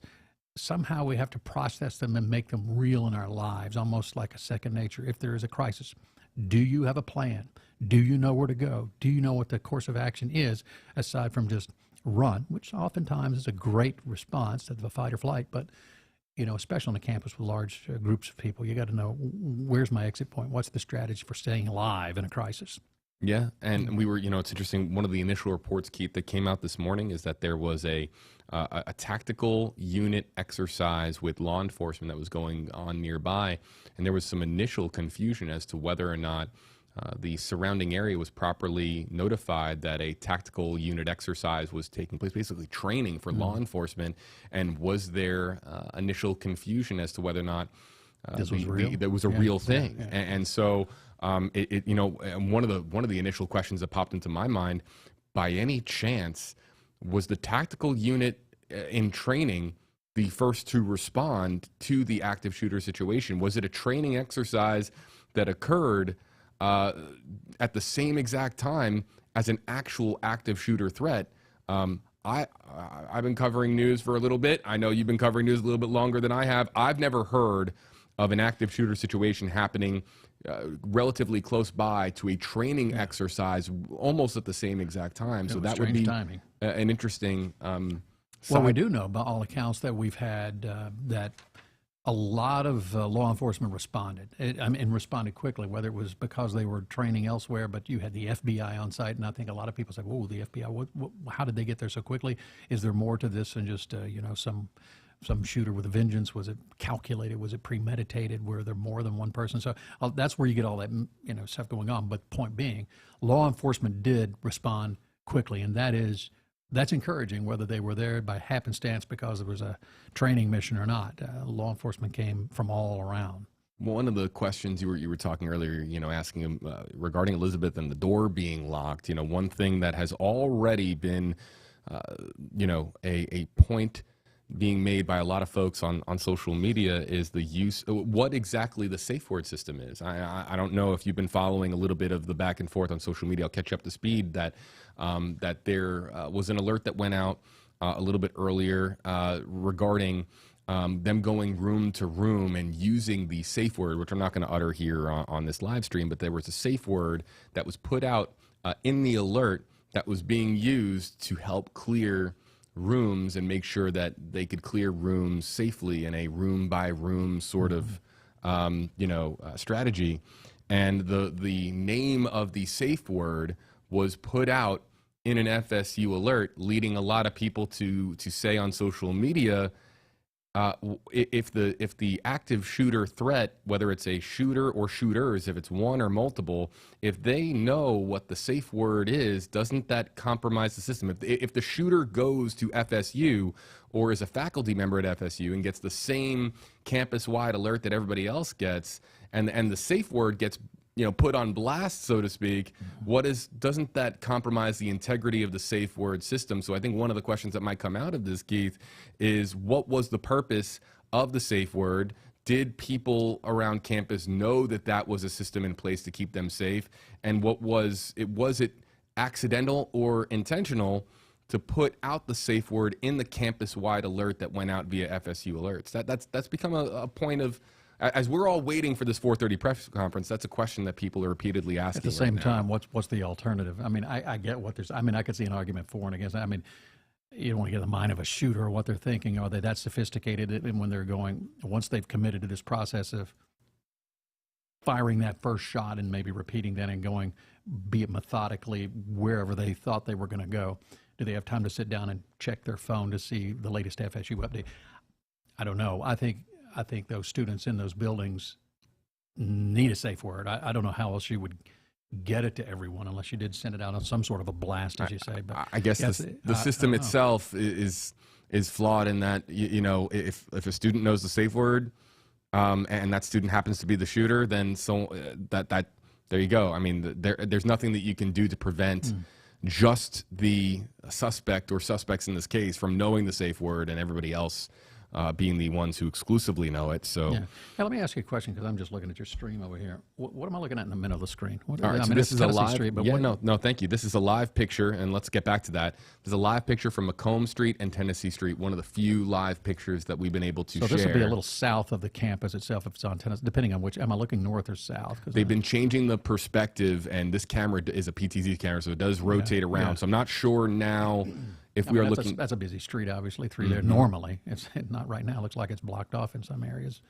But yeah, the street going Macomb, that would be running towards the campus. But yeah, I'm just curious. I saw it up there. I thought, well, is there something happening on that? It's just a traffic camera. Basically. We've been paying attention to. I think it's really a weather camera plus a traffic camera. Okay. It's one of those things. We've been paying attention to some of the activity, but the closures right there at Copeland have really. That's remained the same over the course of the entirety of the live stream. In fact, when we first brought up this camera, that perimeter had already been set. And so, and also too, that's one of the reasons why, and for our audience, the news camera crews haven't really been able to get anywhere remotely close to the student union because of all the perimeters and road closures that have been put Well, now it's a crime scene. I mean, they've got that thing blocked off, and even if they wanted to, they're not going to be able to get in there. I see something from another FSU alert that the following buildings are currently closed as they're still an active crime scene. So we'll dovetail off of what you were saying there. And that would be the student union, Bellamy, HCB classroom building, Rovette, A&B, Moore Auditorium, Shaw, Pepper, Hecht House, and Caraway.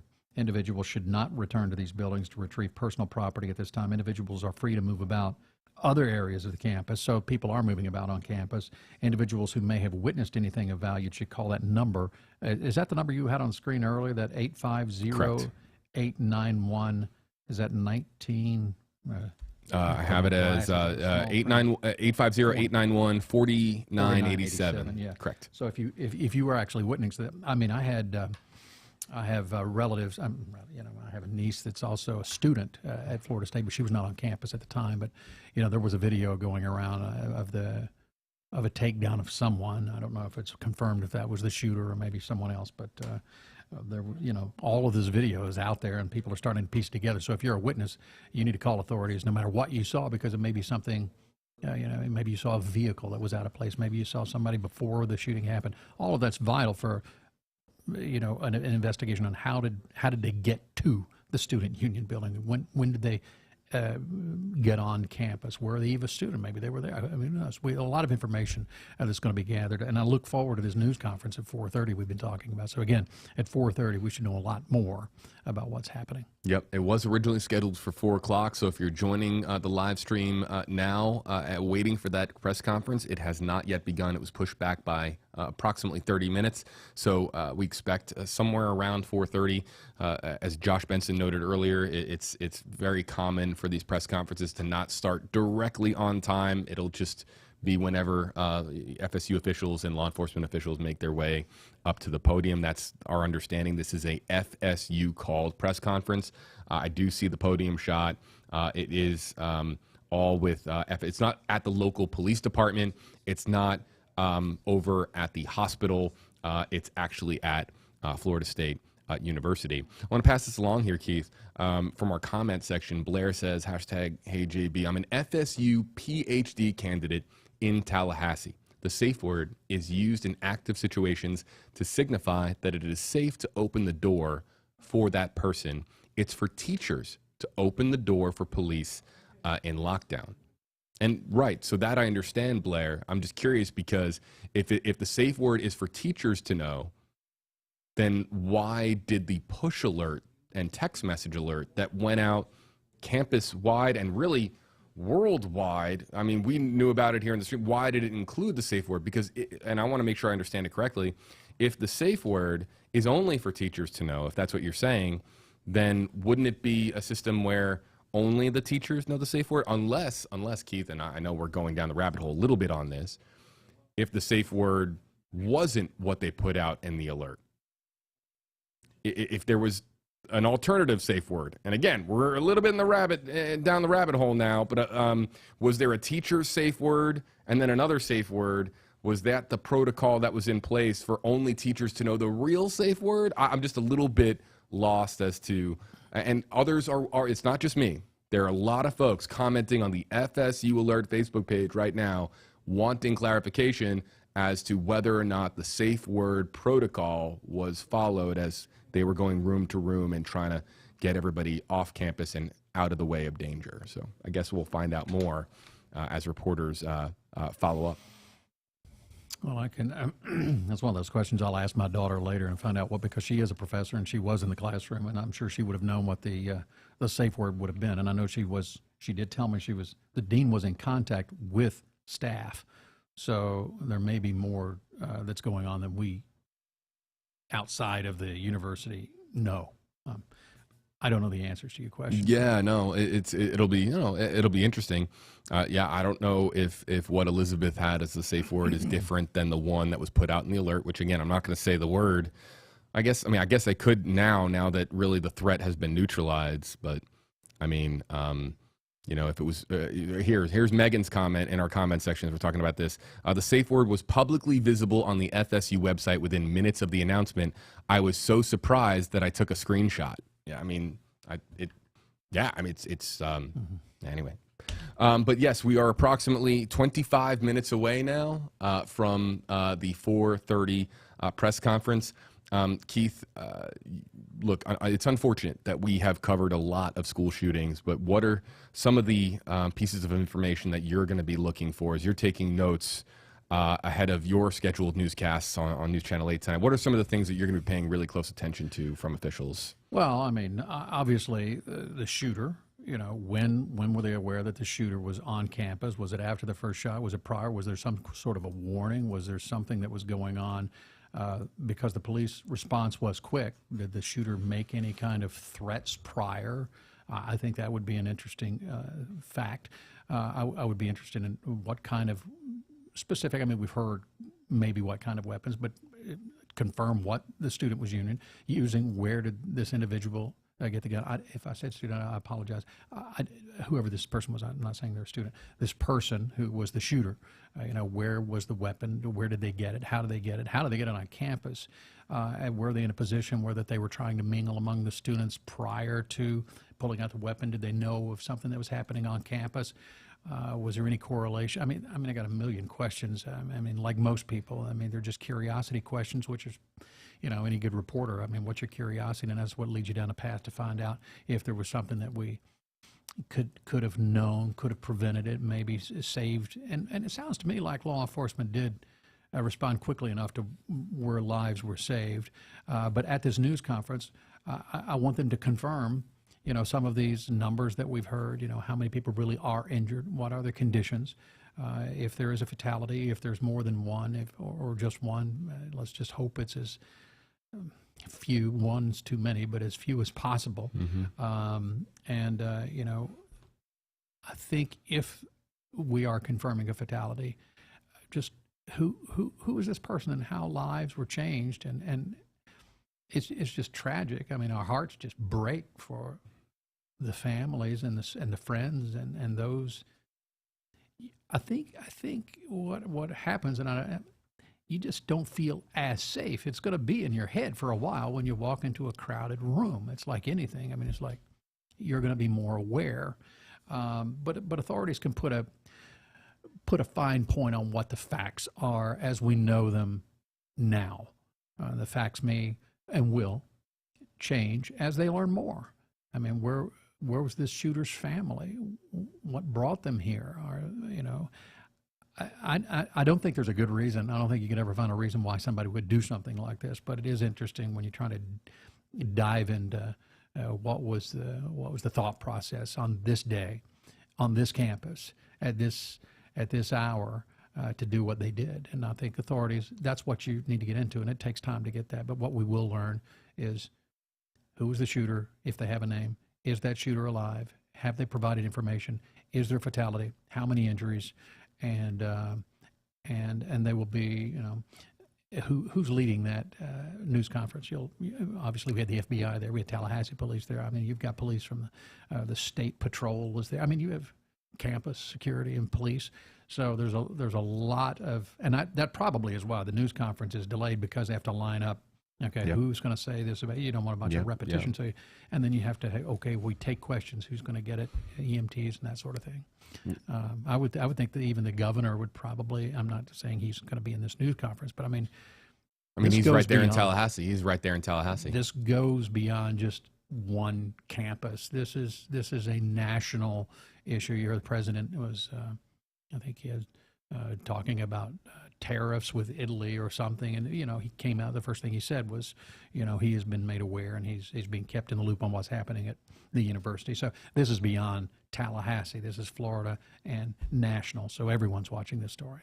I think to rehash the numbers, we have the first report that came out about the hospitalizations later transformed to 5 seriously injured per NBC News, 1 critically injured, and then the fatality came out afterwards. So one thing that gets a little bit unclear when you're reporting numbers in a situation like this is the fatality one of those who were originally injured, or is it in addition to the number that was originally sent to the hospital with those injuries? So again, the numbers will certainly become clear, or we hope will become more clear at the 4:30 press conference. But a couple things that you've referenced this now multiple times, Keith. I think one thing that gets lost in a lot of this is that while the headline will be the number of unfortunately, the headline a lot of times is going to focus on the number of fatalities and injured, the suspect, the motivation, so on and so forth. One thing that really does get lost in the weeks, months, even years after a shooting like this is the mental anguish suffered by those who were in close proximity to this event. You noted earlier, if somebody was near the shooting, heard the gunshots ring out, and went running for their lives in a complete and total panic, and were quite literally scared for their lives in that moment, that's something that you really won't see really make headlines, but could keep that person up throughout the night for an extended period of time. Maybe it's something they feel for the rest of their lives. We hope not, but it's one of those things where the mental health impact does not receive the same level of attention as the physical injuries or the cause of the shooting, the motivation for the shooting itself. And so that's why it's important to talk to someone. I mean, absolutely. You heard it. I mean, my daughter, who is, as I said, she was a former reporter and now a professor at Florida State University and was involved in it. You heard her talking, but in the middle of it somewhere when she begins to think about and reflects, even on short memory, her student's reaction or her reaction, she got a little choked up, obviously, because it's emotional when it's like a wave that comes over you. They're like, oh, this was traumatic, and like you say, it's something that you have to deal with, and I think you have to express it so that you can let that out a little bit. And there are professionals who can help you with that. I mean, your guy was talking about the crisis center of Tampa Bay. Yeah. I mean, they have a staff there, and I think you had a phone number you even put up for those folks. Correct. 813-410-4129, because this emotional trauma that we're talking about is real.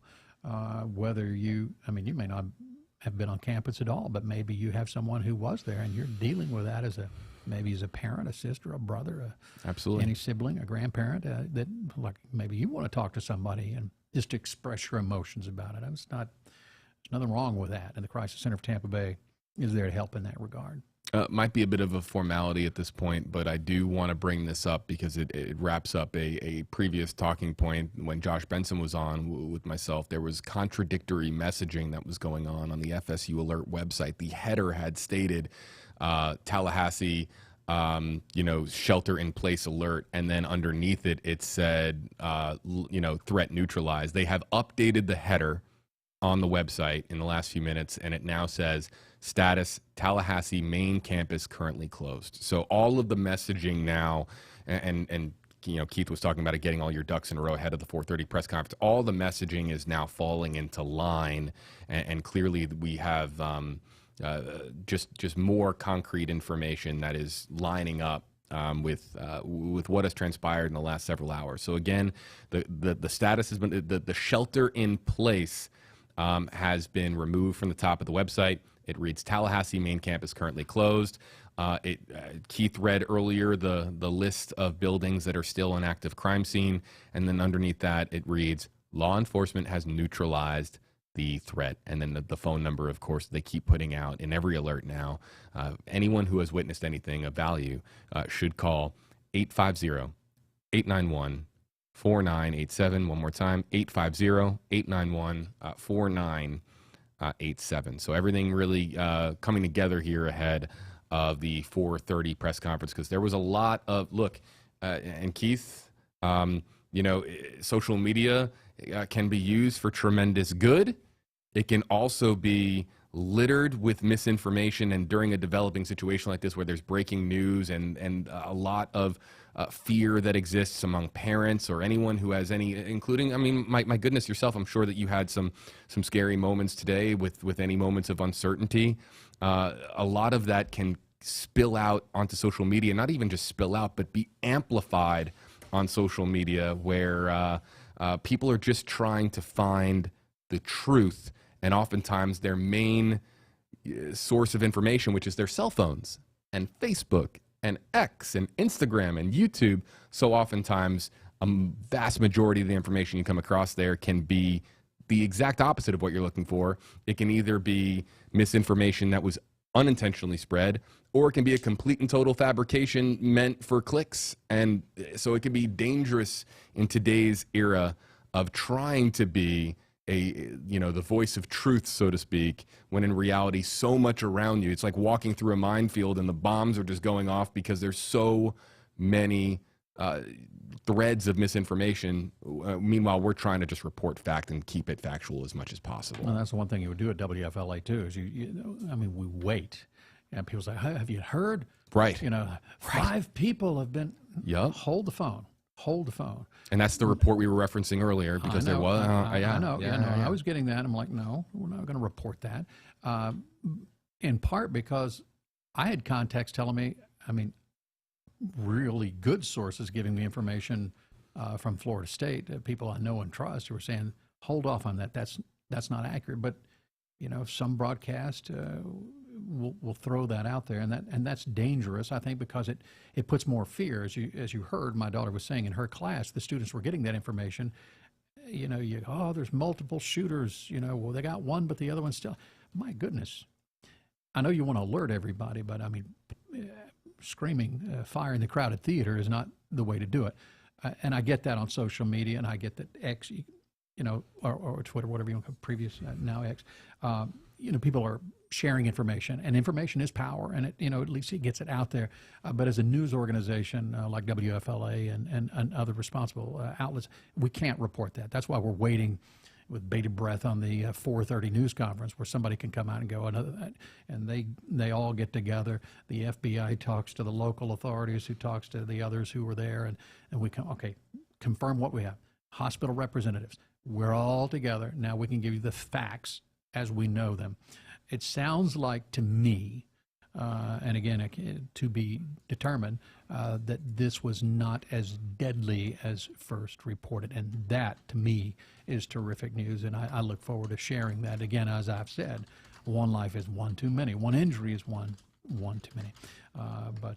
But at least, hopefully, it will not be anywhere near what we thought was in those early moments taking place on that campus. And just a little bit of, going back to that report where there was so much fear because people that were legitimately scared because of that, that report that was circulating around.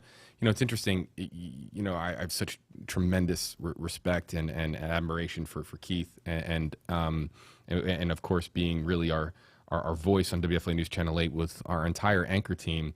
It's interesting because when we're doing this on live stream and you have people that are relentlessly commenting, look at this report, my goodness, have you seen what this station in Orlando is reporting? We're at a stage now where, look, it's very difficult to make the determination whether or not to address it, because addressing it on our live stream brings attention to it, but also at the same time, we can address it. We do our very best to address it in a way where we are explaining a little bit of our process, explaining a little bit of our methodology, explaining how we do things at WFLA. And, I had called it an outlier report at the time, Keith, because it was so vastly different than all the other reports out there. But my goodness, that was what brought attention to it. And so we kind of had to address it in that moment. And I just want to say, I'm grateful that fatality count didn't prove to be true. We, as Keith noted, we want the lowest fatality count possible, the lowest injury count possible. So I'll just start by saying, or end by saying rather, I'm very, very grateful that report proved to be erroneous, and we are here talking about a situation where it's not that many people impacted right now. As far as we know. Again, as far as we know. Correct. And just for those who are watching and you go, well, how did information get out like that? Before we throw too many stones at anyone who's reporting anything, as a reporter in the field, because I can tell you how this kind of stuff happens, and it's not to inflame anyone. The reporter's not looking to throw disinformation. Wherever these reports get started, they are in hopefully in good conscience getting information, and it could be that they got that information from an authority. They're like, I just talked to the police officer. But the problem is that one police officer does not speak for everyone, and the police officer or the ENT, whoever that's on site, the emergency responder, whoever, they may have provided information like, oh man, I think we got this. Well, if you run off and report that, it should be couched with that. I don't say you don't report it, because these are people in a position to know. Sure. But you can say, as a reporter, and I can see how these things get out of hand, is that I was like, listen, I spoke with someone who was on the scene. He's telling me this is what he thinks. Can't confirm it, but that's what this person who says he was there, an eyewitness, said he experienced. I'm just hypothetically thinking that's how misinformation from a legitimate news organization can get out there. You just have to be careful and put that attribution out there. You don't state facts until you know the facts are confirmed. And unfortunately, and it's not the first time we've seen this, you'll see it in natural disasters like our hurricanes. Sure. Oh, we got this many. Oh, we got this many. And then later you find, well, it wasn't really this many. It was that many.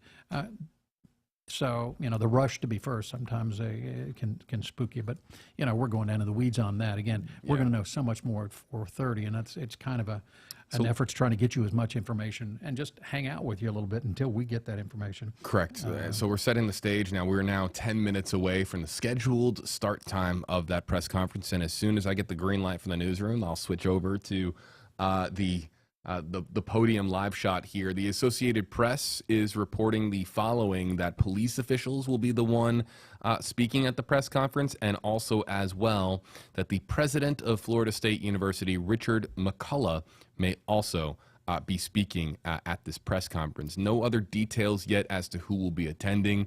Tallahassee, for those joining us on the live stream for outside of Florida, unfamiliar, Tallahassee being the capital here in Florida, Governor Ron DeSantis.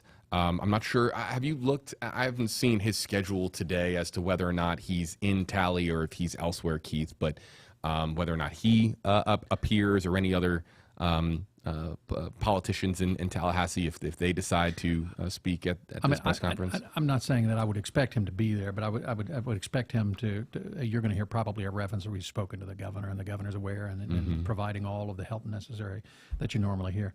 What you don't want to hear is maybe what comes in days later where things turn political, or as they often do, that, oh, well, this is why we need to do this and this is why we need to do that, and someone taking a shot at this person who's taking a shot at that person. That's unfortunate, but I'm not going to say I've seen some of it, but I've seen references to it by some political folks who have already jumped in there. But I don't think the governor would necessarily be there. I mean, we've seen some videos. I was looking on X just to see if there was anything new that I've seen.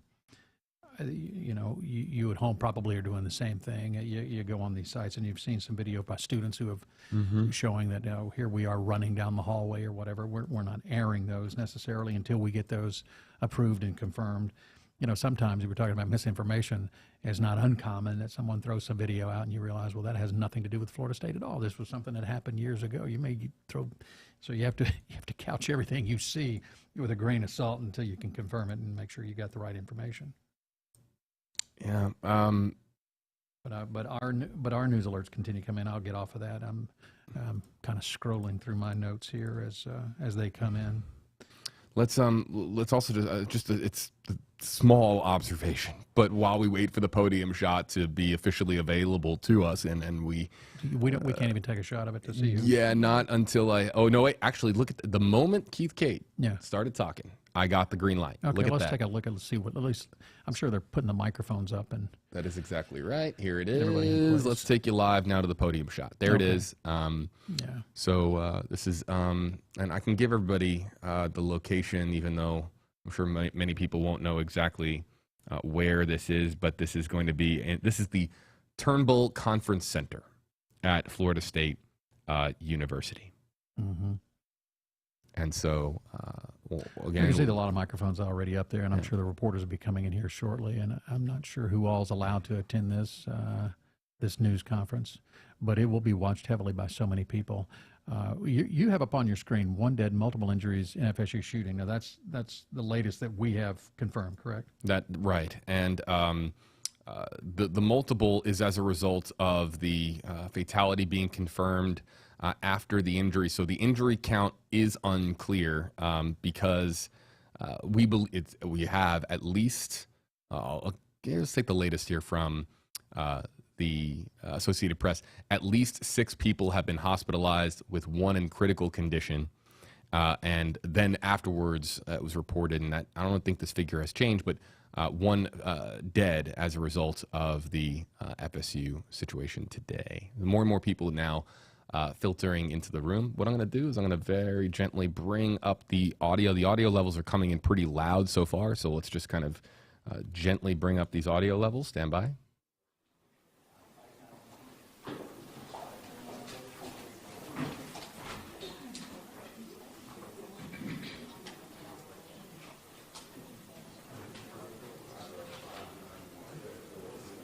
Looks like we're seeing some suits, and we're seeing some law enforcement coming in as well. And so this looks like a kind of preview of things to come, everybody getting in their place, maybe staff members who were in a room being briefed and now coming in. Did you say the university president was going to be speaking as well? That's the expectation, but based on who the AP spoke with, which is William Wellock. He's a research and media content specialist with the university. William telling the Associated Press that police officials will be speaking at this presser, and that we might also hear yes from FSU President Richard McCullough. So again, we are now transitioning into the press conference section of the live stream. For those of you just joining us, Keith Kate of WFLA News Channel 8, JB here with you in the stream center. More and more officials filing into the room. And again, this is, if you're just tuning in, what is going to be the 4:30 press conference from Florida State University on with an update on the shooting that occurred a little bit, I would say around noon today, the alert going out shortly after noon. And we expect an update on where things stand with the investigation, and we're hoping for an update on the condition of those in the hospital. That was Tallahassee Memorial Hospital. The latest that we had heard number-wise come from the hospital itself was 5 seriously injured and 1 critically injured.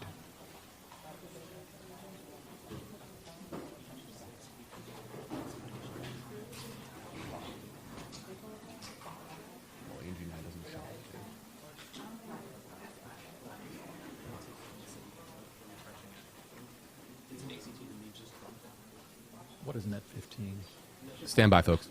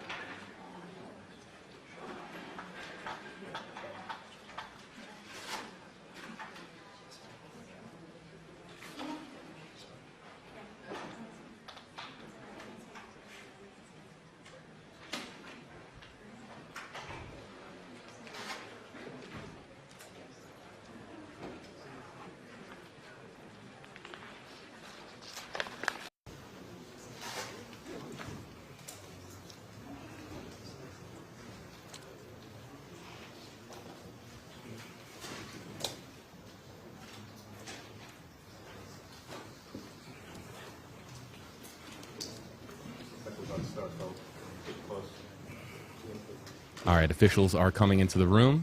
This is the signal we're tapping into from Florida State University for the press conference. Keith, any final notes before they step up here? No, I think we're looking for a lot of information, a lot of unknowns, and now we're going to get it confirmed by those who know the best. And I'll step aside and I'll leave it to you, JB. All right, thank you, Keith. Kate, you'll see him tonight on WFA News Channel 8. This is the FSU press conference. Let's listen.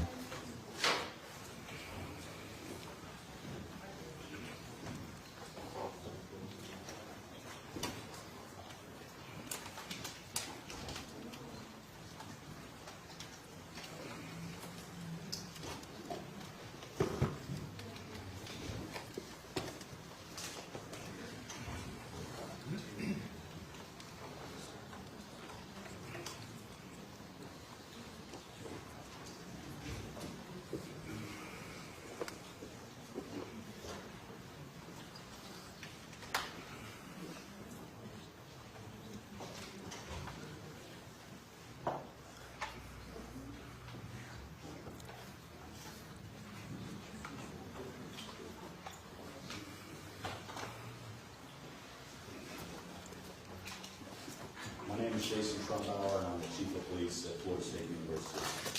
All Florida State University classes and business operations on the main campus in Tallahassee are canceled through Friday, April 18th. Essential employees should check with their supervisors for further reporting instructions. All FSU athletic events in Tallahassee are canceled through Sunday. At approximately 11:50 a.m., Thursday, April 17th, a gunman opened fire on the main campus of Florida State University in Tallahassee, shooting multiple individuals in the vicinity of the Student Union building. FSU police responded immediately, engaged, neutralized, and apprehended the shooter. 2 victims of the deceased are deceased, and 5 individuals have been transported to a local hospital with gunshot wounds. The shooter has also been transported to a local hospital. The 2 deceased are not students.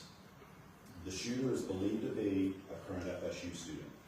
I do not have additional information on the shooter's identity at this time. Students who need assistance can go to the Donald L. Tucker Center, where the university is providing counseling, health care, and other support services. Family members are also able to go to the Tucker Center for assistance. Students, faculty, and staff are asked to call their loved ones as soon as possible to update them on their status. The student union and the surrounding area is still considered an active crime scene. Individuals should avoid the area. Students should not return to the student union to retrieve personal property at this time. Students may return to their residence halls, but they should otherwise stay indoors on main campus to allow first responders and university staff to do their jobs and respond to those needing assistance. Students may depart campus for the weekend. All classes have been canceled through Friday.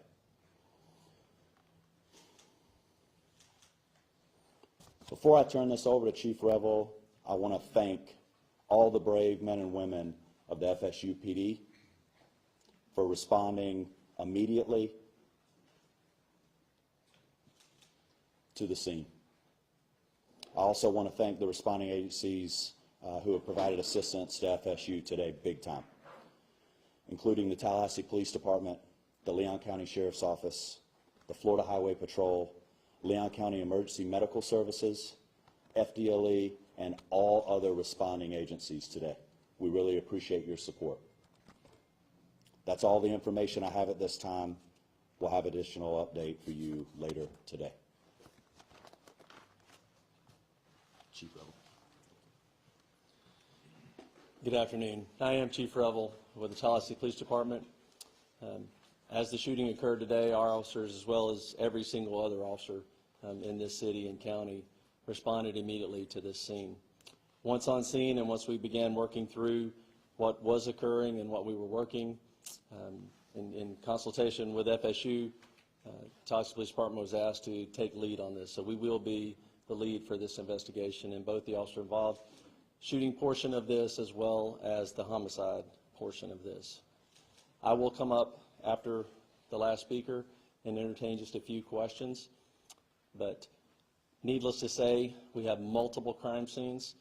This is a very large area we're covering. We have thousands, hundreds of thousands, or hundreds or thousands of witnesses And again, this is an active, ongoing investigation. So the information that we will be allowed to release right now may be fairly limited. I'll answer what I can at that time. But I will assure you that as soon as we can, any information that becomes available, we will make that available to you. One of the things in the process, and again, understand that this is an ongoing, active investigation. So things are happening as we are standing here and as we are speaking. We have identified the shooter, obviously. He's at the hospital. So with more on that, I'm going to allow the sheriff to come up and speak on that portion of it. Thank you, Chief. As Chief Rebel indicated, I'm Walt McNeil, Leon County Sheriff.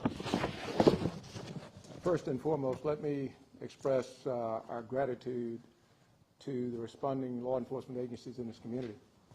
Our citizens should feel some degree of comfort knowing that your law enforcement agencies are going to respond and do exactly what we did in this case, that is bring the offender to justice and to make sure that we do what we can to make sure we lock him or her up. Let me say to you, this is obviously a heinous crime. Our deepest condolences go out to the FSU family, the families of the students who are here, and we understand that you all have been devastated because of this person's actions. The question as it relates to who is the shooter is 20-year-old Phoenix Eichner, and he's the son of a Leon County Sheriff deputy. Our Deputy Eichner, has been with the Leon County Sheriff's Office for over 18 years. She has a tremendous job that she's done. Her service to this community has been exceptional. Unfortunately, her son had access to one of her weapons, and that was one of the weapons that was found at the scene. And we will continue that investigation into how that weapon was used and what other weapons perhaps he may have had access to. The alleged shooter was also a long-standing member of the Leon County Sheriff's Office Citizen Advisory or Youth Advisory Council. So he has been steeped in the Leon County Sheriff's Office family. Hubert Reynolds, and I'm the acting special agent in charge of the Jacksonville field office. I want to echo those standing with me what a horrific crime this is, and we stand with you fully. We have an office here in Tallahassee, and we are fully engaged with providing any resources that we can bring to bear to help with this investigation moving forward. We've established a digital tips media line where you can upload photos, videos, prior to and during the incident. If you were there from social media, please upload all of that. I will give you now the website address. You can upload any tips to www.fbi.gov/FSU shooting. Again, that's www.fbi.gov/FSU shooting. I want to assure you that we are going to bring every available resource to be able to help the community and the local people here. Thank you.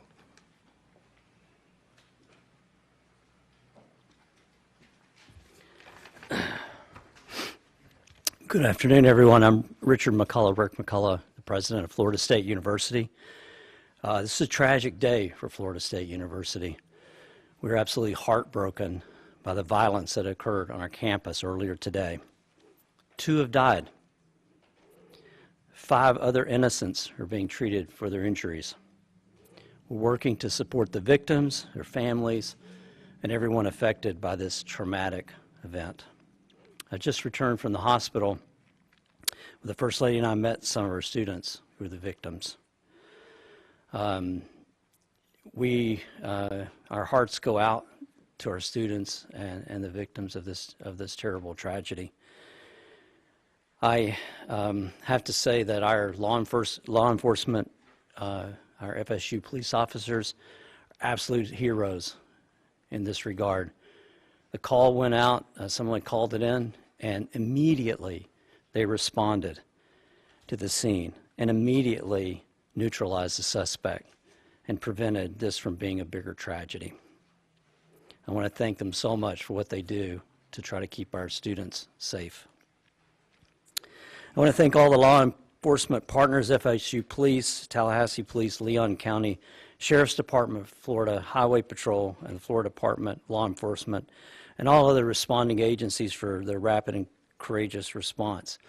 I want to thank everybody that came out to visit with the students and to help us, and to be here today for this press conference. And I appreciate so much the support that you're all providing to our university and to our students. We're fully cooperating with the investigation, and we defer to law enforcement as they continue their work. I'd also like to thank all the healthcare providers at Tallahassee Memorial Hospital that are treating and providing outstanding care to our victims. Right now, our top priority is safety and well-being for all the people and our campus.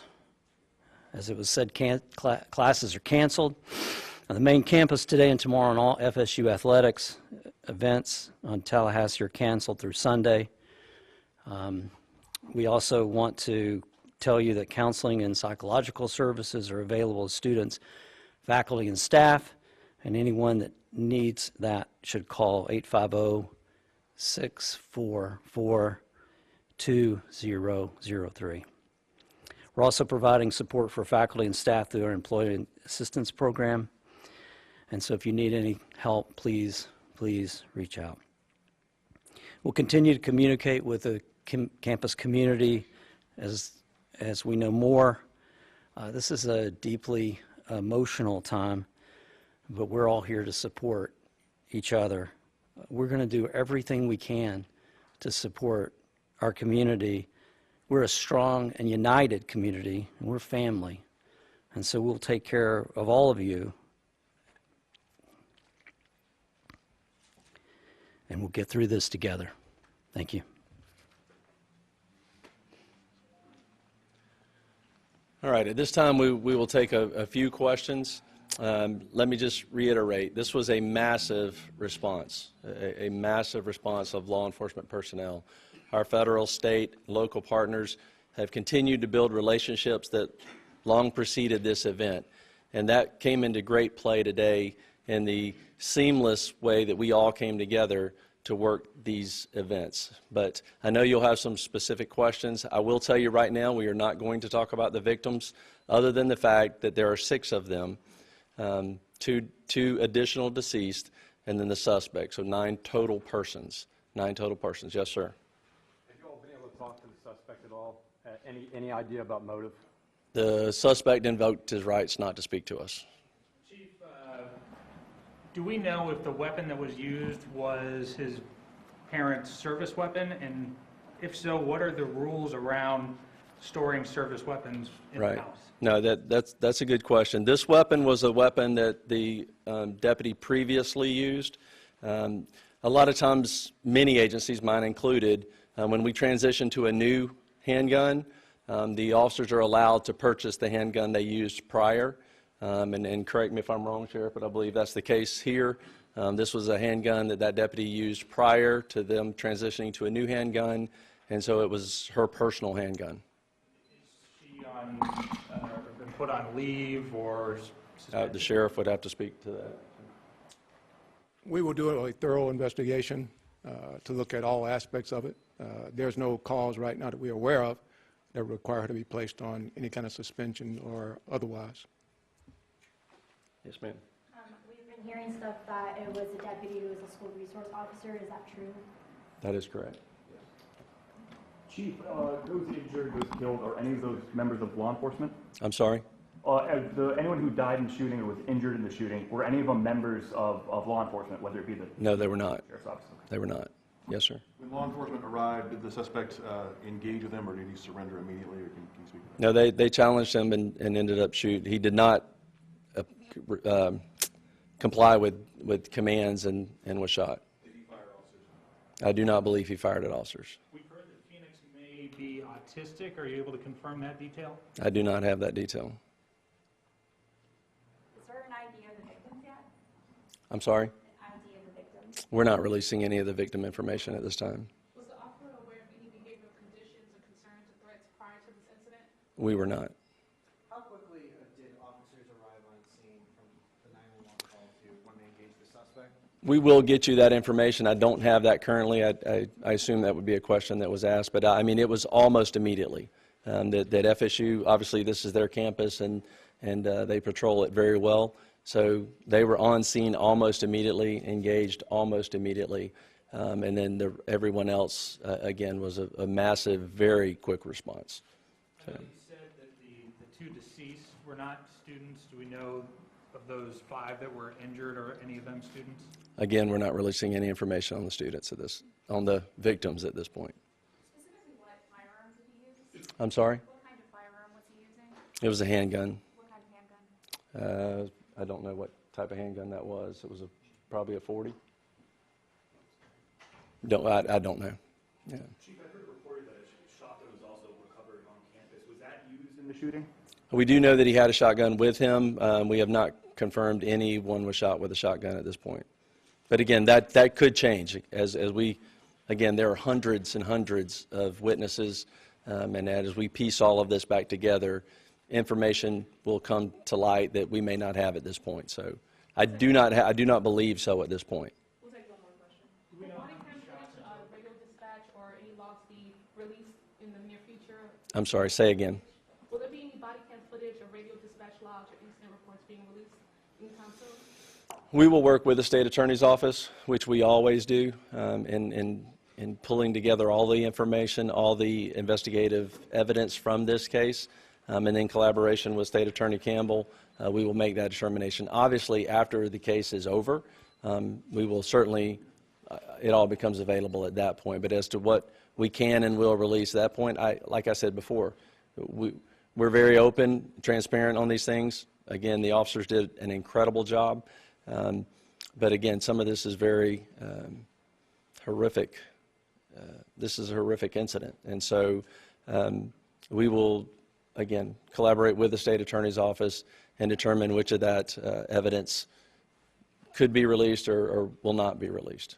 But again, I will let you know that as soon as we make that determination. So thank you all very much. Appreciate you being here. And just let me reiterate what's already been said. The collaboration between all of the agencies, the federal, the state, the local, all of our first responders, our EMS personnel, our fire department, again, just a massive response, immediate treatment to the victims that were there, the transport of them. Again, it was a very seamless response to this tragedy. And that goes to the training that we all do repeatedly, individually as agencies and together. The incident command came together very, very quickly. And again, I could not be more proud of the response and more horrified at the act. So thank you very much. Can you please just real quick verify again one more time the number of people injured and dead? Our number was 8. I heard you say 9. Sure. Total number of 9.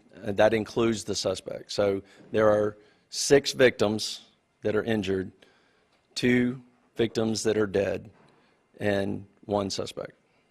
And let me just reiterate this because I'm not sure we said this. We have no reason to believe at this point that he did not act alone. So there is no further threat to our community at this point. So thank you very much.